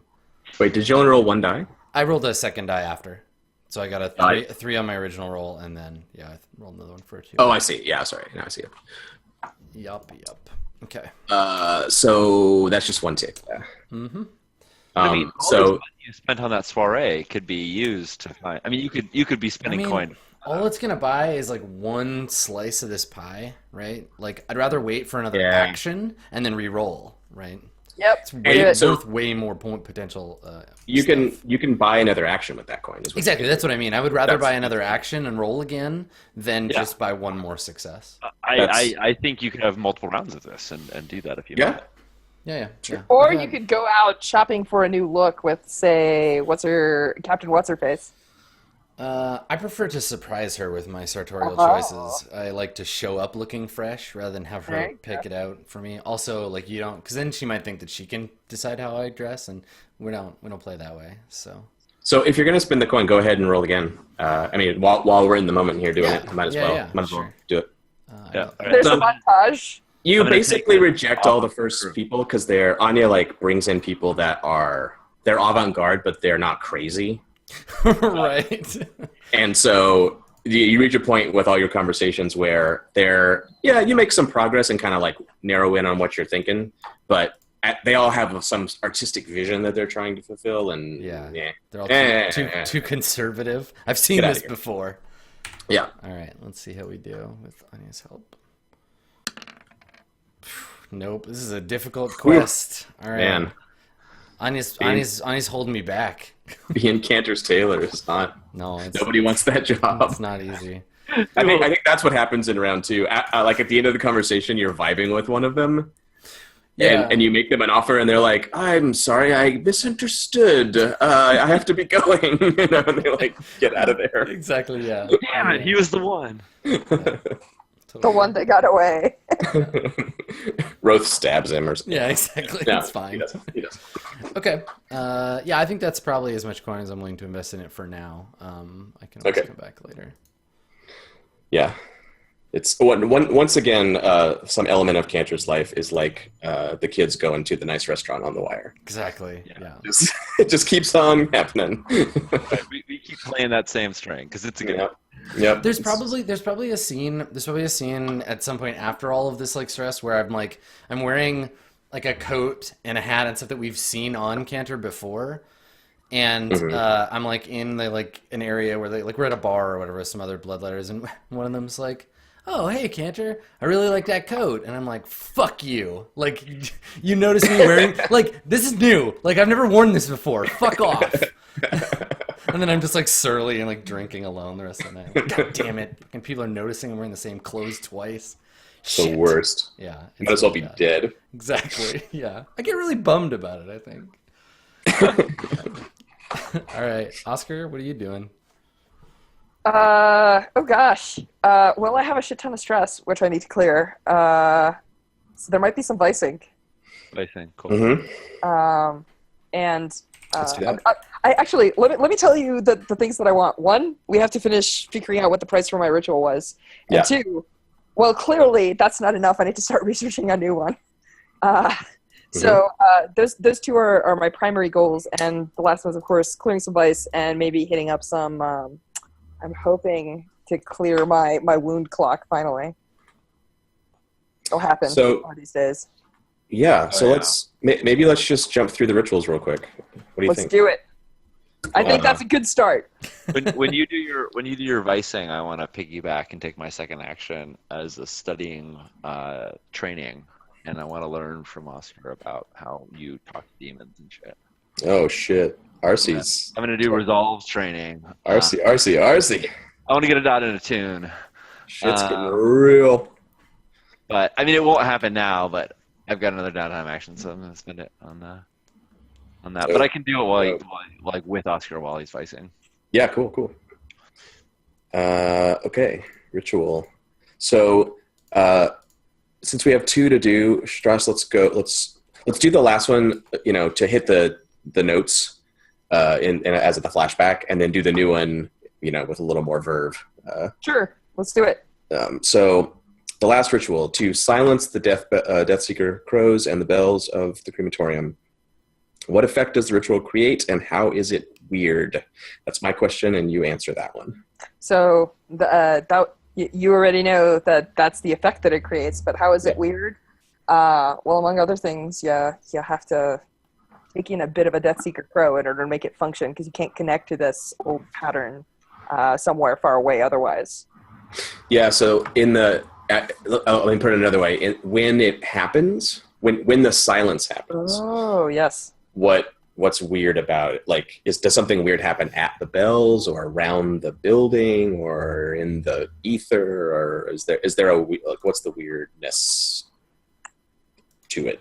I'm going to pitch a thing, and you tell me if it's weird enough, or if it needs to be more, or if it's a little too much, which is always a threat with Oscar. I like how you externalized that and made it not about Strash. Good work on that one. Nice. It's all the characters. Oscar. Oh, Oscar. My characters are so weird all the time and all forever. I don't know how they get that way. Independent entities that just conjured themselves up from nothing. Oh, darn it. It's hard to be as normal as I am. Thank you for that, Adam. I needed that in my day. As you were. I think part of what happens with the ritual is that I don't know if I described it, but it's in my mind right now, so we're going to run with it. I think that you kind of vomit forth what looks like eggs that hatch into these like ghostly crows that circle around, and every time you do a murder, one of them falls. And just as time passes, they become more and more ethereal until they're finally just gone. So essentially, instead of the bell ringing and one of the like possessed crows from over there coming, one of your crows like essentially pretends that it's already there. Right, yeah. So like it's already been there, so that's fine. So yeah. I have to vomit ectoplasmic crows for a while. Is that weird? Yes, that will do just fine. I like vomiting ectoplasmic crows. Who in the crew saw you do that? There were 5. RC, Cantor, Rothkin Claith, and who was the other person that came with Cyclops? Yeah. They all saw you vomiting? Fuck yeah, they did. Okay, cool. And some dead Red Sashes. Yeah, but they're dead. I mean, that's... Those did not get away. I would like to point out that none of those made it out. Oh yeah, no. That first match, we murdered them fully. So then, Strash, you would ask me the second question, which is... How long does it last? Oh, no, wait. I ask, how is it potentially harmful to consume or dangerous to handle? Does it require any rare materials? No. Oh, wait. Where am I? Am I on the wrong? Oh, sorry. I was in the alchemical formula, not rituals. My bad. Yep. What must I do to perform the ritual? You must get a Death Seeker Crow and sacrifice it. Use the ritual that was placed on it in ancient times to create echoes in the ghost field of it so that you can vomit forth. And this is the terrifying question. What is the price and to whom must I pay it? The price is every one of these dead crows, every one of the deaths that you're absorbing. The crows take the hit and they keep the bells from ringing, and that's all fine. You will relive each death yourself. Yes. Over a certain period of time, over the next few months. That's awesome. At some time, you'll experience however that person died. You'll experience it. Whom do you pay it is to the Death Seeker Crows. That's awesome. That's the power. That's awesome. I just realized a lot of people have mentioned, and the thing is that we have gotten very far in a somewhat relatively short amount of time in terms of like play sessions. But it's interesting all of the prices that we've paid. I realized that Oscar has all of these like brutal tattoos, probably a black handprint where like the goddess touched him, and he's now got like reliving deaths. And no wonder he's like this emaciated little kid that doesn't pay a lot of attention to the world. All right, so the last question is yours. What new belief, drive, instinct, or fear does knowledge of this ritual and its attendant occult forces instill in you?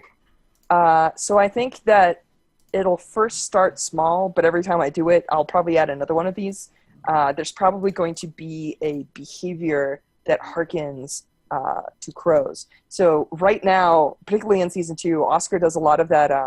If you've ever seen Death Note, he probably does that weird perch that L does. Yeah, which, yeah. And so most of the time when people are talking, he used to sit in chairs and be composed. And now a lot of times, particularly if there isn't a lot of people around, although sometimes probably even if there are, he'll just jump up and perch at the edge of a seat. Everybody's sitting in their chairs and he's sitting there, So I will accept the perching for right now, but if I ever use it again, I'll add some more crow-like behaviors, shiny objects or Nice, cool. I want to see him eventually hopping around, where he can't walk normally. He has to It's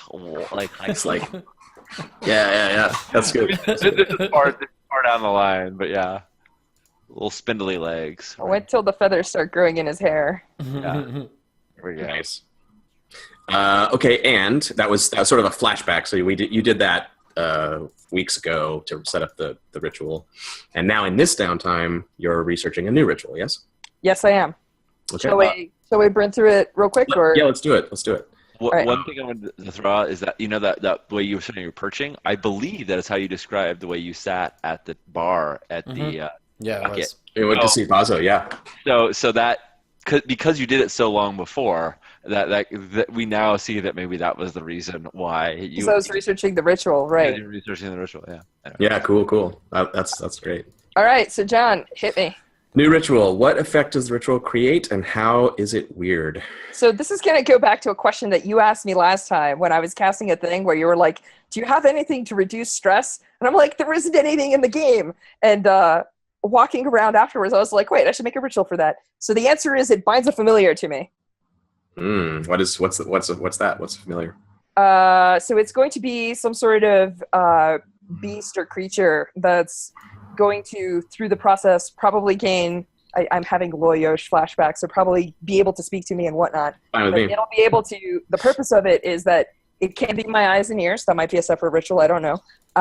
And it, it's able to take some of the mystical brunt for me. Cool. What must I do to perform the ritual?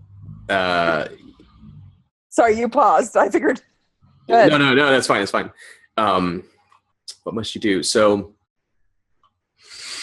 this is pre-cataclysm witchcraft. Of course it is. I think we're on the same page there. Because if you're going to do witchcraft, then modern day stuff just doesn't cut it. No. They don't make horrifying rituals like they used to, Right. I mean, seriously, why am I even trying? Do you remember when dark magic was really dark? Skurlock Farms remembers. Yes. Oh shit. So part of this is nothing for you. Gain access to pre-cataclysm witchcraft materials. You live in Skurlock Manor. We can probably just take that as a given. And then what you want to do is find an example of this creature that survives in the Deathlands. Yes. All right. Awesome. Because according to ancient lore and ritual or magical stuff, all the nature was destroyed during the cataclysm, but supposedly these special instances of these animals still remain that kind of survived the death of the natural order. There's I have some rabbits that live in the Deathland that don't. I've got a book, and I flipped through it, and one of the pages has a circle with a sequence of animals or beasts, and I have to perform a test, and it spins and it points to the animal. I'm like, what the hell is one of those? And then I look it up, and it's only in the Deathlands do these things survive, and I'm like, yeah, they were all lost during the cataclysm or whatever. Couldn't have just been a rat. So, yeah, it could be whatever. No. I think it's perfect. It should be one of these things, whatever it is. Yeah. So yeah, you want to find one, and those they survive by being they're partly spirit and they're partly physical. so you can bind your spirit to them. It's they're like demons actually. They're kind of similar to demons. They have physical bodies, but they have A spirit. Yeah, presence. spirits that, unlike humans, they don't have a spirit like in the ghost field. They're just like all in one package, like in So you need to find one of those. I might have missed it, but Strash, how is having the familiar? How is the ritual weird? How does it manifest as weird? Maybe you said it and I just missed it. I don't think that we established it yet, but I'm sure that it'll come up, especially once we understand what the animal is. Okay. Currently, we're referring to it as an it from the Deathlands. So, Yeah. Right, that might be all that we need to know. Is that it's well, keep in mind that it's also about having a creepy beast that follows you around. Like, even if you just have like a mouse that sits quietly on your shoulder the entire time, glaring at people with glowing red eyes, it's still kind of creepy. So, Yeah, I think that's a good way to put it. It's not like it's not this inconspicuous thing. It's a weird creature that when someone looks at it, they go, "What? What is that?" that thing. Right. three-eyed cat or the like. Question 3 is yours. Yes, my bad. What is the price and to whom do I pay it? The price is a portion of your life, and you pay it to the creature. Story checks out. So it'll be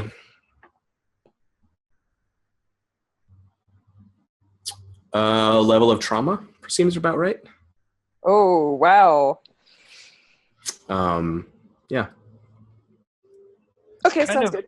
It's kind of like an investment because you take trauma, which normally you gain through taking stress, but this thing is going to be a stress battery or a stress buffer of some sort. So It'll have spoopy cool powers of some sort. Yeah. And probably some sort of repercussions, and who the hell knows, they might even get like a crazy ghost pet ability from the hunter or something. I don't know. We'll figure it out. Yeah, I think that's a good place to start. I think we can use that ability to start, and then this will be some more intense version of that. But yeah, you basically like cut away part of your humanity and imbue it into this thing to make it yours, to make it bound to you. Cool. And then now, having researched this ritual and figured out how it works, do you gain a new belief, drive, instinct, or fear regarding this knowledge that these things must exist in the world somewhere?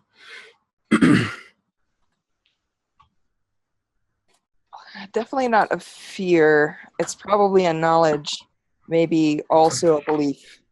And I think what I gain is the understanding that most of the truly powerful mystics probably are not fully human.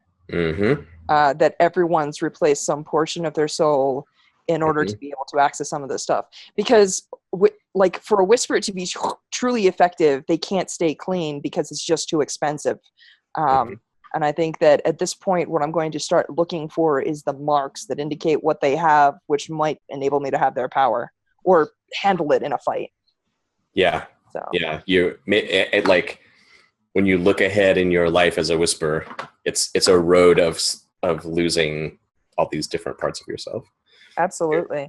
And gaining these parts that aren't quite yourself. I think even more scary. It's kind of like body horror to some extent, right? Like you're sure. Instincts and drives. Crow bits, Deathland creature bits, ghost bits, demon bits, forgotten god bits. Yep. Just really whatever's lying around. Night? Yeah. It's all party and it's all in me. Now, do you still have to do? Is this still a long-term project you have to do to? Yes, I do. So John's gonna then set that, and the ritual itself might be a downtime action just to do the ritual. Yeah. So like. Getting it nailed down, figuring out the like where to go in the Deathlands and all that shit is part of the long-term project. And then, doing it in this case may just be like going and doing it. That may not be a long-term project, but.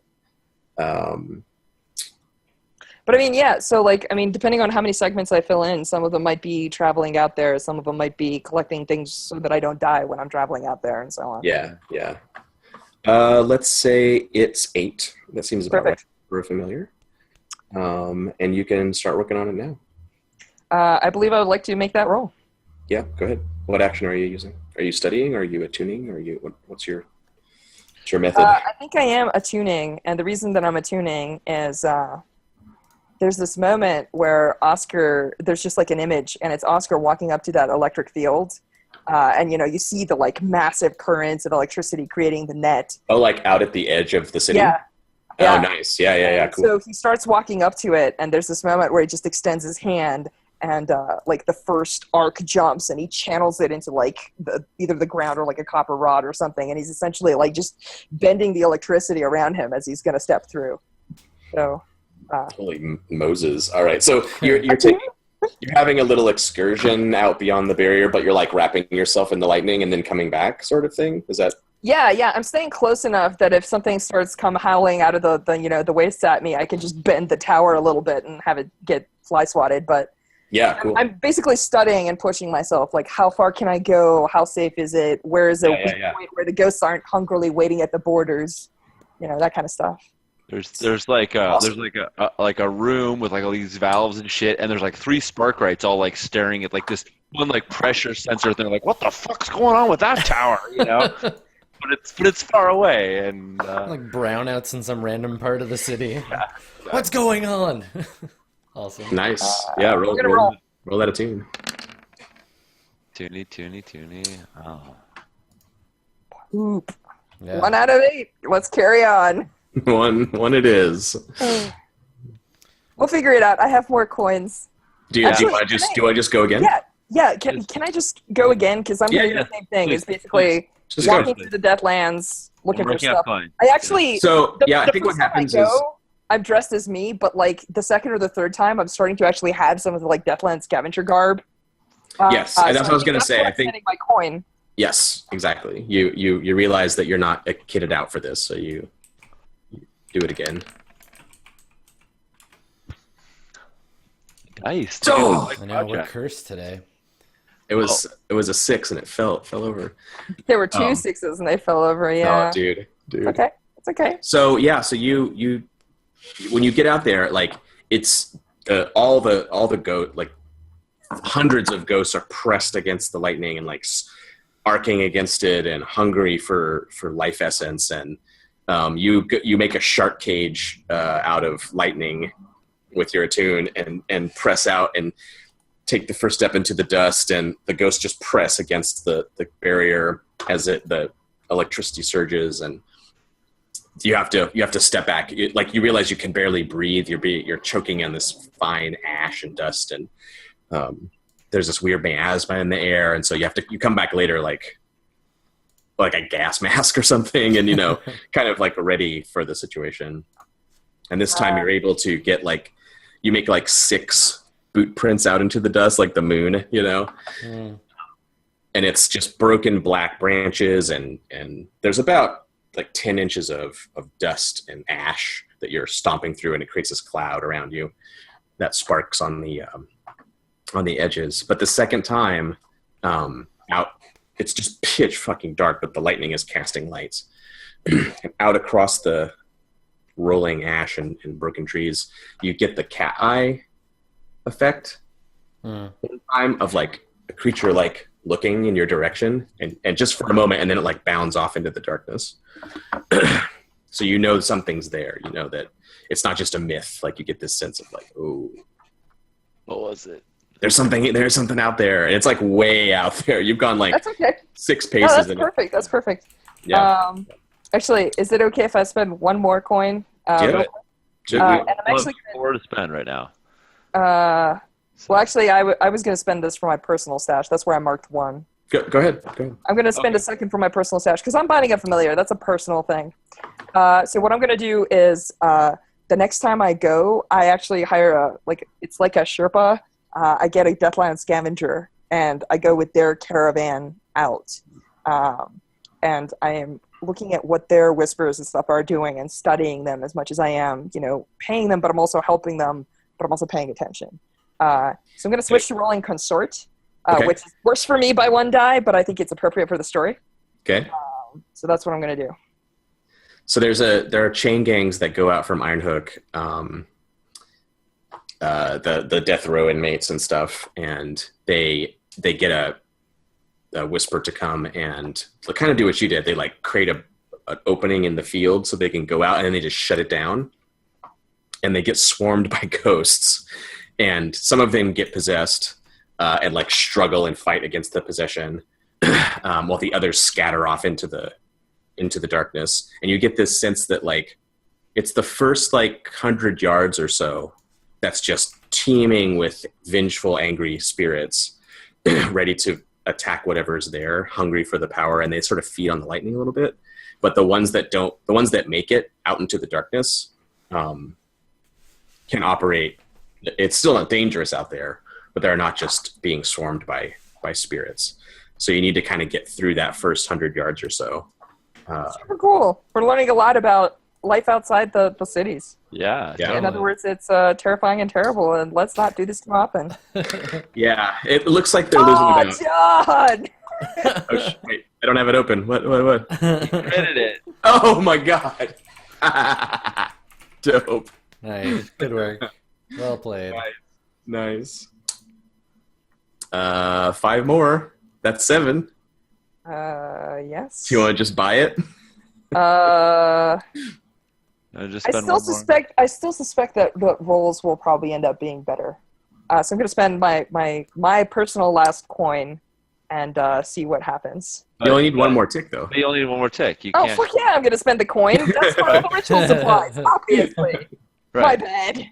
Yeah, so you figure out to get out there, you're going to need probably like 5 or 6 decoys to take the hit or handle it however you want. But there's about 12 dudes in the group, and about 5 or 6 of them got taken down by spirits while the rest made it through. So you need to figure out some way to deal with that. I think what's happening is I'm going to spend that coin. What I'm going to buy is life essence.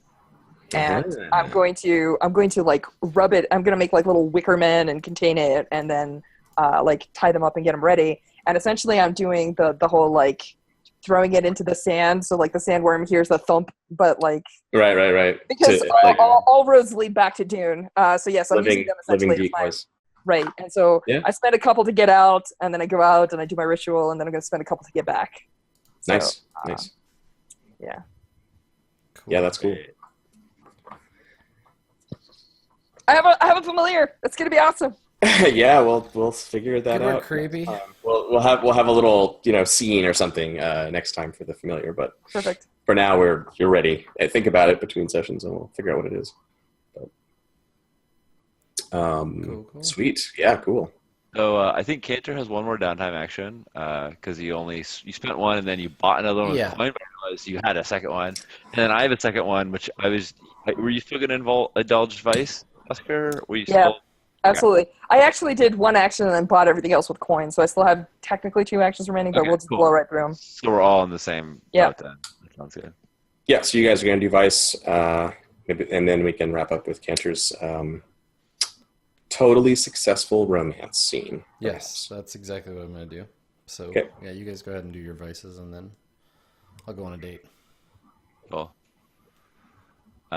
Yeah. So this isn't Vice for me. This is like, well, Yeah. Oscar's. Oh, it's like training, right? Yeah. Yeah, well, Oscar's playing this. Whatever weird shit you want to play with, you feel free to describe it. But RC's asking questions, and they're pointed questions, and they're like clearly like, how do I figure out about this demon questions, and trying to pick up whatever she can from. So you want to go with Oscar when he goes to the reconciled club or whatever that he usually does. Sure. Yeah. Yeah. Cool. And like she's not getting off on it. This isn't exciting to her. This is like research and understand. Is Oscar cool with that? Yeah. No, yes, actually, I am, because this is the first time that RC is crossing that line of separation. She is. Mm-hmm. I don't think she even understands why Oscar's okay with it, but I am. Sweet. Nice. Just for the viewers that are watching, RC has continuously spent all of her time in this game so far telling, like, not thinking, but through her actions essentially indicating that she had this wonderful life before where she was a captain, she had a husband and a family, and she always felt that, like, she was robbed and she's trying to find her rightful place in society. But this is the first time where she's like, no, I'm a thug now, and we're going to do illegal things, and it's okay. So Yeah, finally. exactly, right? I mean, So, there's a part of RC that's still like, I'm going to get my rightful no. place in society. It's just, I'm going to take it. I'm going to course take that there rightful place back through thuggery. Yeah. I'm trying to think of where I can take RC that... You know what? Yeah, I take her clubbing, but I'm going to... so I have the ability Occultist, where I can consort with, like, demons and weird stuff. Yeah. And I have the feeling that this is a lot like that club scene from, like, Constantine, where we walk in and everyone's, like, looking up with those, like, cat eye reflective eyes, and things are not quite right because, like, about 70 to 80% of the people here are either things pretending to be human or possessed humans. And that's kind of what I do. Yeah, her spirit bane charm is like burning against her chest. As she... Oh no, we take that off. It makes people uncomfortable. You're not allowed to wear it. Right, Besides, like you have me there. How bad can it get? Yeah, that's the moment of trust when like she takes it off outside. You're like, no, you can't bring that in. And yeah, so this is kind of like the deep end. This is the fucking Neo situation. Like, because you're like, okay, the last session you're like, holy shit, Oscar, you've been consorting with a demon. What the fuck? And like now you know at least there's two demons because you know about Terexis. Yeah. And then Oscar's like, come with me, and he like takes you to these weird underground situations where there's like there's like 100 or whatever. It's just oh, you're into this, cool.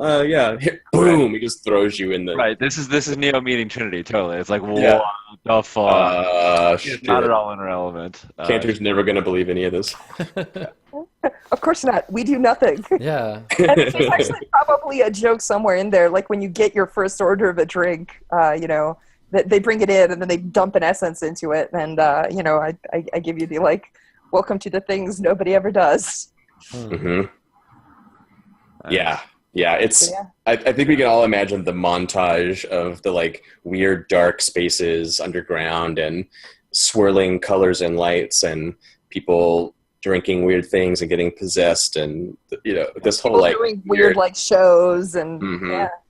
And because I don't think this is going to take Mercy to like enough XP to actually take the attuned, this is still her like super out of her element, super uncomfortable, like people touching her and asking her questions and her like flinching away, but like nevertheless getting, you know, and then like Oscar like pulling her deeper in, you know, like no, it's yeah, and I think you also experienced the come in here, like, the water's fine. Yeah. You would be the normal. Did you guys see What We Do in the Shadows? No, but it's on my list. You got to see it. It's so good. I heard it's good. All right. It's fantastic. But yeah, there's a human in it that's hilarious. But yeah, I think it's not just that you're like the norm. That's what it seems like at first, RC. But you're getting these weird reactions where a being with a weird shadow that doesn't match their body, they look like a normal person, but they have a strange shadow or something. They like sidle up to you and start to talk to you, and when you turn and look at them, they look in your eyes and they're just like, oh, never mind. And that happens. That happens a few times where people are like, you're taken. Bye. Like they can sense the taint that you have. Yeah. She's 3/4. She's one tick away. So yeah, they're like, I'm gonna not get involved in that. I gotta go. Yeah, but I think this is a perfect opportunity to study for your team. I think when like the first time it happens, she doesn't understand it, and then like another time, at some point, she finally like looks in a mirror and like sees like the blackness in her eyes, and is just like, what the fuck, you know? Like, she really understood how this whole demonic corruption thing works, and she still doesn't, but definitely. So if we're both, are you doing something? You're doing training. Never mind. I'm doing training. I'm doing resolve training. I was gonna ask if there were hookups for your vice, but anyway. No, I have no stress. Well, I have one stress from our. I have 7. My stress level got cleared by getting trauma, which is incidentally why I really wanted to get the trauma, because that is my narrative justification of why RC is going so deep end. Is like she's like, I'm just going to get what I need to get. I don't care what the fuck I have to do to get it. Yeah, I think it's awesome. That is all trying to key off of that being cold and just being like, this is horrible and fucked up, and just like, that's what I gotta do. She doesn't like it. She's not fascinated by it. This is just the shit you have to do. Oscar's trying to sell you on the fascination. Yeah. Well, I did feel that like twinge of excitement when Satara was touching me. You know, You did. Yeah. there is that power. You know, she likes power. So I mean, Oscar is actually, you've never heard him talk this much. But you know, he'll tell you things like, you know, that one over there just likes being human for a little while, touching things. Probably will make you eat, but when they leave you with knowledge. That one over there, and you know, just Right. all you gotta do is be possessed for a couple hours. It's like sleeping, but you remember it. It's like sleeping. Yeah, it's fine. Totally fine. Yeah. There's probably a moment where he excuses him. No, actually, he would not leave you alone. Not in this place. yeah. But no shit though. Probably sometime on the way home, he probably experiences one of his deaths. So you know, Oh, nice. classic. Cool. Yeah, could he like fall on the ground and have a seizure or something like that? Yeah, That would be yeah. nice. Like starts Yeah. panting. Yeah. Fine, I'll be in. Then like falls over, goes pale, stops breathing, and then like restarts like with a gasp. Maybe 16. Well, it's no. At one point, you turn to say something to Arcee, and you see Arcee like stabbing you through the neck. Some person that she killed during the battle, you know, and Yep. if you're just like choking on a blade, and then you probably actually see some blood come out, but like afterwards, there's no wound. Mhm. Yeah, good stuff. Love it. Cool. I'm gonna roll for Vice. Yeah.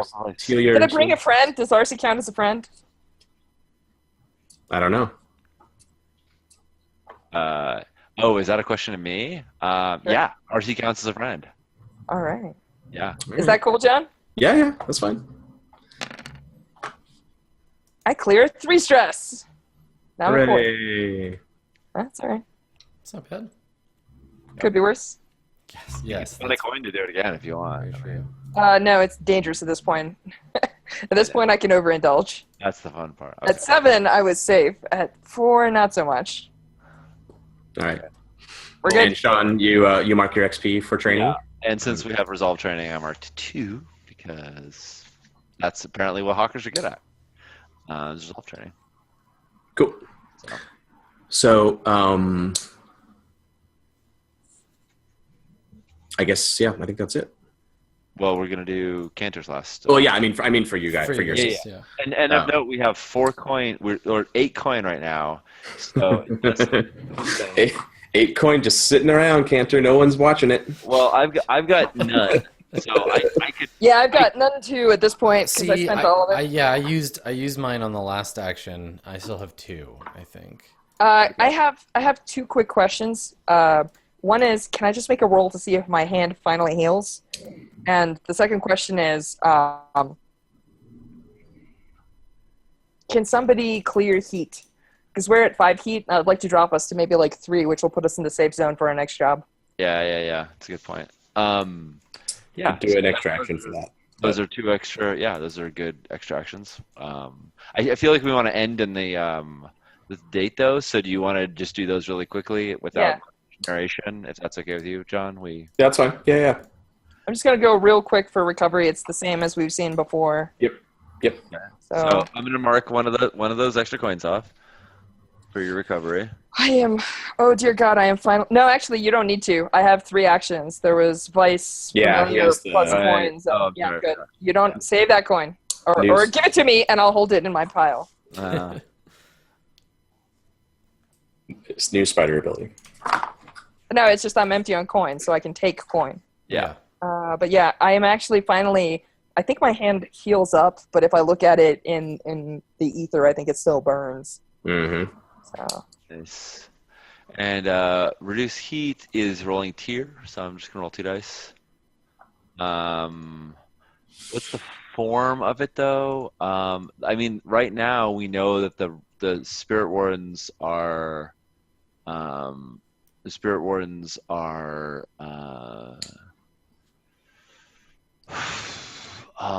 are like on our shit. So I think the form would be like. do we have a helper that we can maybe pay off?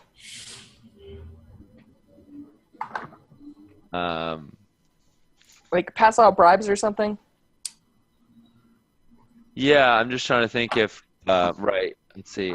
We have a contact that we've never brought up, but we have LaRose, a blue coat, uh, that we could try and make some people forget about some things, or at least investigate other parts of Crowsfoot that aren't us, right? Like they can't deal with all these spirit wardens dying and not ignore it, but they could have some facts wrong and be looking in the wrong places. Yeah, he can disappear some paperwork here and there so that things don't get done in a timely manner or at the right place. So, Awesome. yeah. Cool. So I'm gonna roll 2d6 plus 1 for LaRose. Yeah, do it. Looks like we got a 5. I'll call that LaRose's 5. So that reduces 2 heat, so we're down to 3. Is that right? Yep. Yeah, because we had 5 before. So. Yep. And I'm marking off 1 coin for that. So we're down to 7 coin. Perfect. Yeah, there you Nice, quick, Nice. tight. And now we get to have some fun with Cantor's Love Life. Yeah. So my countdown isn't necessarily like just about like wooing the person, right? It's about it's all the things related to getting married. So Yeah. Yep. so I think that what I want to do today is go see my friend Petra, who works in the city clerk's office, Mm-hmm. and talk to her about the paperwork that might be involved in getting something like this done. So I inquire about like the marriageable status of one Captain What's Her Face. Like Yeah. I look into like what do I got to do to make this all like official and shit. Yeah. Um, So did you take Mylera's necklace, her cameo? yeah, Did you look inside it? probably, yeah. Yeah, probably. It's a little painting of a man, an Eruvian gentleman, very daring-looking dude with a mustache and hair braid and high-collared silk coat and a sword and a red sash across his body, and Yeah. clearly some sort of romantic thing. Not someone like not someone that was part of the Red Sashes here or anything. Sure. But you've got that in your possession, a nice Eruvian cameo. Okay. Well, I think then. And Sorry, go ahead. Finish your- I was just going to say that just as an aside before we talk to Petra, that you have that. Okay. Did you want to say something about that? Oh, I was gonna say I definitely would have used a knife to take the picture out of it and throw it in the garbage. Okay, all right. And Gotcha. then at some point during the process, I will have it replaced with a very handsome portrait of me in my fancy new clothes, but we'll get there. Nice. So I keep it. It's like around. I'm going to use it later. It's going to be a sweet gift Yeah, later on. Exactly. She's going to think it's great. I'm going to be like, check it out. I got this for you, Got you etc. one of these. But we'll I get know you there. already have one, but whoever's in there probably sucks. Exactly. So- I'm just misinterpreting your cultural stuff. It's fine. It's totally fine. Whatever. It's cool. That's what I do. Nothing could go wrong here. No. Yeah. Exactly. Yeah. So for Yeah, now, so- and I think that partly like as a player too, like what I want to do is like look into like if there's anything that would like come up to Petra with that name or like whatever, like because I want to be like, is she already married? If so, then I can go to her and be like, you need to dump that dude because he's crap and I'm awesome. Like I'm doing a little, Yeah. I'm doing a little digging into the futureness of this plan because I know I never been married before, but That's perfect. And she's a Leviathan Hunter captain. Exactly. She has so much paperwork, it's ridiculous. Like they yeah. And I don't think that Cantor thinks that he's being like nosy or whatever, but I definitely like that's definitely an aspect of it, right? Like, Yeah. he's doing some digging. Sure. But yeah, whether he recognizes that he's doing that. So are you trying to do this are you like being coy with Petra? Like, oh, there's this person I'm investigating. Or are you like, I'm gonna marry this girl, look into it for me? Totally. I'm gonna be like, Okay. like, and if there's like, I'm gonna hang out while she does it, right? And like, Okay. when she takes out the file and there's like pictures, I'm like, look at how hot she is. That's my girlfriend. Man, and a little bit is gonna be like, and I think there's this like this sort of dialogue between the two of us where I'm like, see, look at how hot she is, man. You missed out. You should have got on this shit when you had a chance. And she's like, yeah, okay, Cantor, of course. Well, because Petra was one of the people you did show up to and be like, "I'm taken now." Like exactly, yeah. And she was so like, "Oh, my heart is broken." Whatever. Yeah, and so I'm like rubbing it in, right? I'm like, you had a chance, baby. You could have gotten with this. But you know, I'm imagining a moment in this little montage where Petra is like, the only Linnea I'm finding is a Leviathan hunter captain. Who's your? Yeah, exactly. And I'm like, there's this weird misunderstanding where she like doesn't know. Yeah, totally. And I'm like, yeah, and of course, like, yeah, that's her. He's like, and who are you looking for? Right. Exactly. And then she realizes, and yeah. Cool. Okay. Cool. Yeah. So consort. Yeah. With your friend Petra. Sure. I was thinking alternately study with a helping die from her. Oh sure. If you want to actually like get out the books with her and like look through the stuff, that's fine. More. That's kind of more. I mean, it's more dice is all it is. But that's where I was going with it. Like normally you would have to consort because you wouldn't have access to the materials, but she's one of your friends, and so when you float that idea, she's like, yeah, sure, come on, help here, go. Ignore that employees only sign. Just exactly. Yeah. She's close to you. She knows you guys are buddies, so she'll let you go through the books. That's fine. Okay, perfect. Let's see how we do. And you get a bonus die from her. Cool. Hey, there we go. Yeah, 5. Boom. So nice. That gives me 2 on my project. Yes. All right. So how many more do you have to go? I'm halfway there. 2 more? 4 more because it's an 4 8. more. Yeah, it's an 8 clock. I see. You're halfway total. Yeah. So you find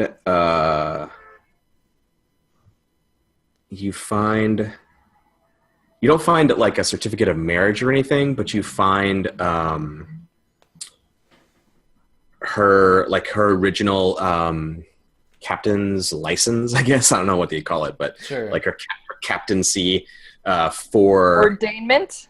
Yeah, for the North for. It would be like a letter of marque or something like that, or it's like basically, yeah. Like Iruvia only pretty much has one hunter that works up here, and she's the captain of it. So she's like knighted by Iruvia, so to speak, and then gets this letter of marque from Duskwall and from Lockport and Skovlin, and even though it's all the Empire, you have to get all the different things. And, so it acts like a passport in that regard as well, right? Sort of like a passport, yeah. And it gets renewed every so often. Like it's for a certain period, and then when that period's over, you get a new one. So for the first period, this was about 7 years ago.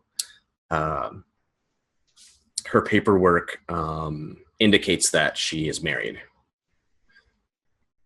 It doesn't like say who it is or anything. It's just her title reads that way.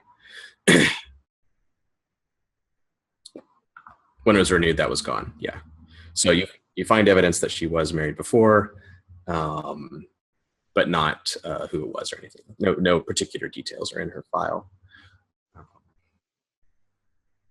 Do you find anything else out?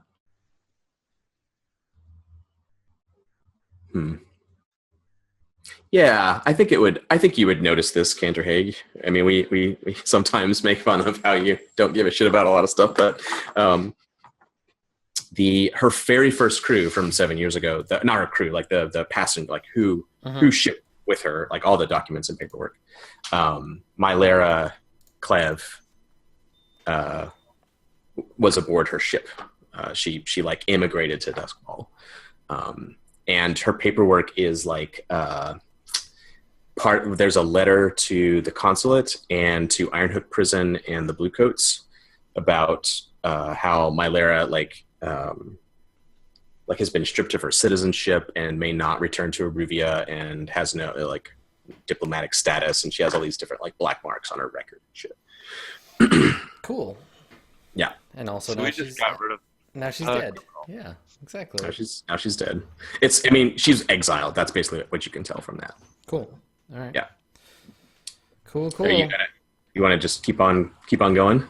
I mean, okay, what's our coin situation, right? Like, how many do we need to spend, or are we okay? Because I just don't want us to lose any. No. I mean, we have 7 right now, but both Oscar and RC have 0, so we can easily we could just divide. We could each take one of those, for instance, and that would be fine. Okay, well let's do that. I think the only other thing I want to do, because I'm kind of okay like taking this thing like slowly, like working on each of my countdowns as we go. I just want to buy a tick. I just want to do training. I want to mark 1 XP because I'm 1 XP on my playbook away from leveling. So I'm gonna buy that so that I can get a new ability for next time.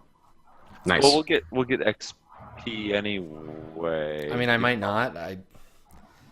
Okay. You know, Don't worry. You can only train once per downtime anyway, and Adam's taking advantage of it. Yeah. So there's no reason not to. It's free XP for him. Good. We have to spend coin we have to spend anyway. So more XP is good. Okay, cool. Yeah. That makes sense. Oscar, go ahead and take 1 coin. I'll take 1, and Cantor would, but he's gonna spend it on training. So Sure. Okay. Cool. I would have, except I spent entirely too many coins getting that familiar, but it was good. Yeah. Cool. Yeah, and I think that's all. Because then it'll give me some time to look over this stuff for next time. Decide what I want to buy. Yeah. Cool. You guys want to do XP? yeah. Let's do XPs. Cool.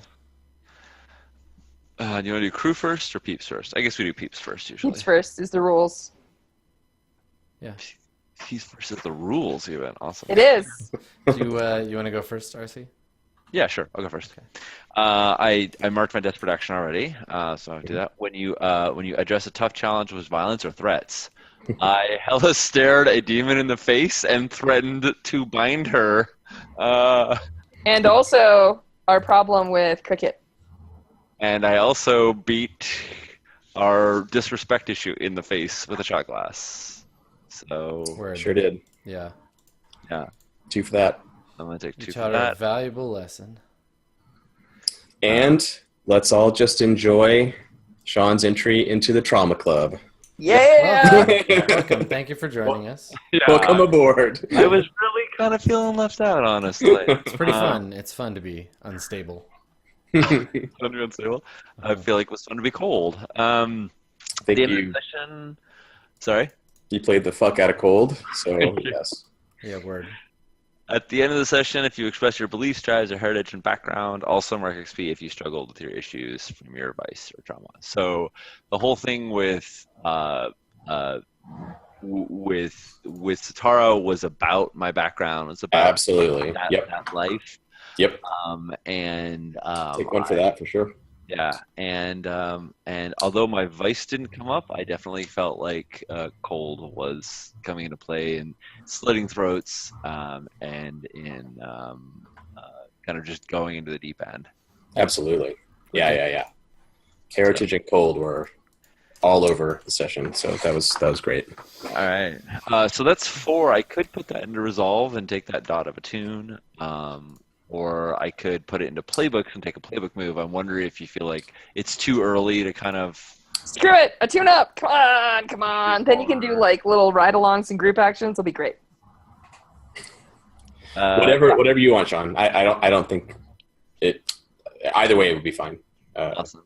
Yeah. I like the downtime actions that I spend learning it, but I think that it's fine. We can have yet more kind of off-screen downtime where Oscar is showing RC more actual shit. So I'll put 1 into playbook and 3 into resolve, which will fill that up. And I'll take it down to 2. Oscar's also mentally already mapping you for a spirit mask. Oh, lovely. Oh Jesus. Awesome. Cool. I mean, Arcee's my new friend. Gotta play dress up. Sweet. Oscar. Oh, I'll go next. Cool. 1 second. I I know that my special thing is address challenges with knowledge or arcane power, I think. 1 second. Yep.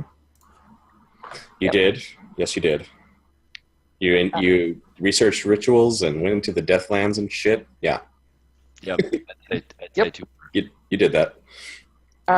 So then the next question is, at the end of the session, if you've expressed your beliefs, drives, heritage, or background. I think this was the Oscar actually talks about beliefs the entire episode. Yep. Yeah. Yeah, you had a monologue all about respect and what the crew is really about and shit. Yeah. I mean, that was, yeah, absolutely. Yeah. We also saw the whole, like, when you're indulging Vice and telling RC all about, like, this is what the world is like that you don't know about. This is the underground world that I've been part of all my life, and you are just finding out about for the first time. Yeah. So I think, so the last question is, do you guys feel like I struggle with issues from my Vice or traumas? Your Vice is weird. I don't know if your Vice causes you to struggle. But I don't think my Vice... Well, I did take a trauma, essentially, for my Vice. Like, John was like, would you like a familiar? Why don't you take a trauma? And I was like, okay. Yeah. Yeah. Yes, I think you can take XP for that. Yeah. All right, cool. And your trauma is reckless. It is. I think I sure as fuck put that into play today, so... Yeah. Cool. Yeah. All right. I think that's it for me. Let's hear from Cantor. Okay, yeah, mine are easy because I was just like percolating in the background. So no desperate actions, no violence or threats this time. But I did express my beliefs, drive, heritage, or background. Mm-hmm. A lot. And I don't think I was particularly unstable. Had I like I don't think so. Had I like actually like killed any of those fashion nerds for not being fashionable enough? Maybe, but yeah, we'll get back to it. So this tends to be Cantor's arc, right? Like I'm not a big like downtime character, so it's fine for me to just do kind of maintenance. So I think that's well. I mean, you say that in terms of XP, I guess you're not a big downtime character. Yeah, but yeah. In terms of viewer interest with your love life, I think you're pretty popular. Yeah. Channel as a fan, they want to see what happens. Yeah. Cool. All right. And then I guess we just need to do our gang, which probably should be easy. Yep. No stuff with your supply. I mean, with your products. No. Your reputation. I think we showed that. I think that giving the coin showed that we are generous to our. I think it was also about making sure that the locale that we live in understands that we're not going to tolerate certain misbehaviors from the gang. Is definitely that is also true. So your current reputation is. I forget how he worded it, but it's something along that are into weird stuff. Killers who are into weird stuff, right? So maybe I think you should take an XP for developing an additional reputation for this time, because you've established yourself as, what should we call it? It's not honorable. That's the wrong word. But I think we're community. We're members of the community. Yeah. Yeah. Respectable is interesting. That's an interesting word. Yeah, I kind of like that. I mean, if that makes sense to you guys. I mean, I think we can find a better word than that. That's a good start. But respectable implies a certain I don't know. Yeah, maybe it's. I don't know. We'll figure it out. You've definitely added to it, so you're not just killers who are weird. Right. There's something more. Well, that we have a code of conduct. It may not be anything that. Are you principled? Maybe. I think principled might be. I don't know. We don't have to nail it down right now, but make a note, Sean, if you would. And I added respectable because that's what we initially said. Yeah, we can figure that out. Challenges about your current station? I don't think so. No, I don't think so. Not really. Yeah. No, I mean, our crew didn't really kind of laid low thing except for. I mean, Satara sort of destroyed a bunch of Spirit Wardens, but that wasn't our crew. That was some peripheral stuff. Like someone accidentally set off the magic trap, magic alarm spell that we had. inadvertently cast. Mm-hmm. Chat said disciplined, that's an interesting word too. Yeah. It's an interesting word to combine with savage. Savage. Savage and disciplined, yeah. Cool. So that's just one tick then, and that puts us at 4 out of 8. So we're halfway to another advance. Cool. Cool. Go us. Yeah. So the gang has 4 coin, 5 rep, 3 heat. All things we expect to have. Nice. You have a new cover operation, which is going to be a dueling school still, it sounds like. Yeah. Get Roth in there. And the dead spirit wardens and what happens with them. Yeah, we'll figure all that out later. Yeah, we might want to Yeah, talk next- over email about if we want to have any ideas in advance, just so John has some sense. Because I do think we need to act. I mean, obviously, downtime's over, so we have to act. But like, I do. Yeah, I'm sure you can come up with a fun job out of the myriad of things swirling around you right now. There'll be something cool to do there. Yeah. Oh yeah, proud. That's a good word. Yeah. Proud. Oh, I like that because disciplined and respectable all imply something I don't think we are, but proud is like don't talk shit or we'll fuck you up. Yeah, that's good. I'm gonna change to proud. Nice. Good. Um, Good job, chat. a pride of cantors. Yes. Yeah. Oh God. Someone save Duskfall from pride of cantors. Cool. All right. Yeah. I mean, I'm good not. game, I'm not everybody. gonna be happy until Duskwall is a burning rubble in the shadow of the Cantor apocalypse.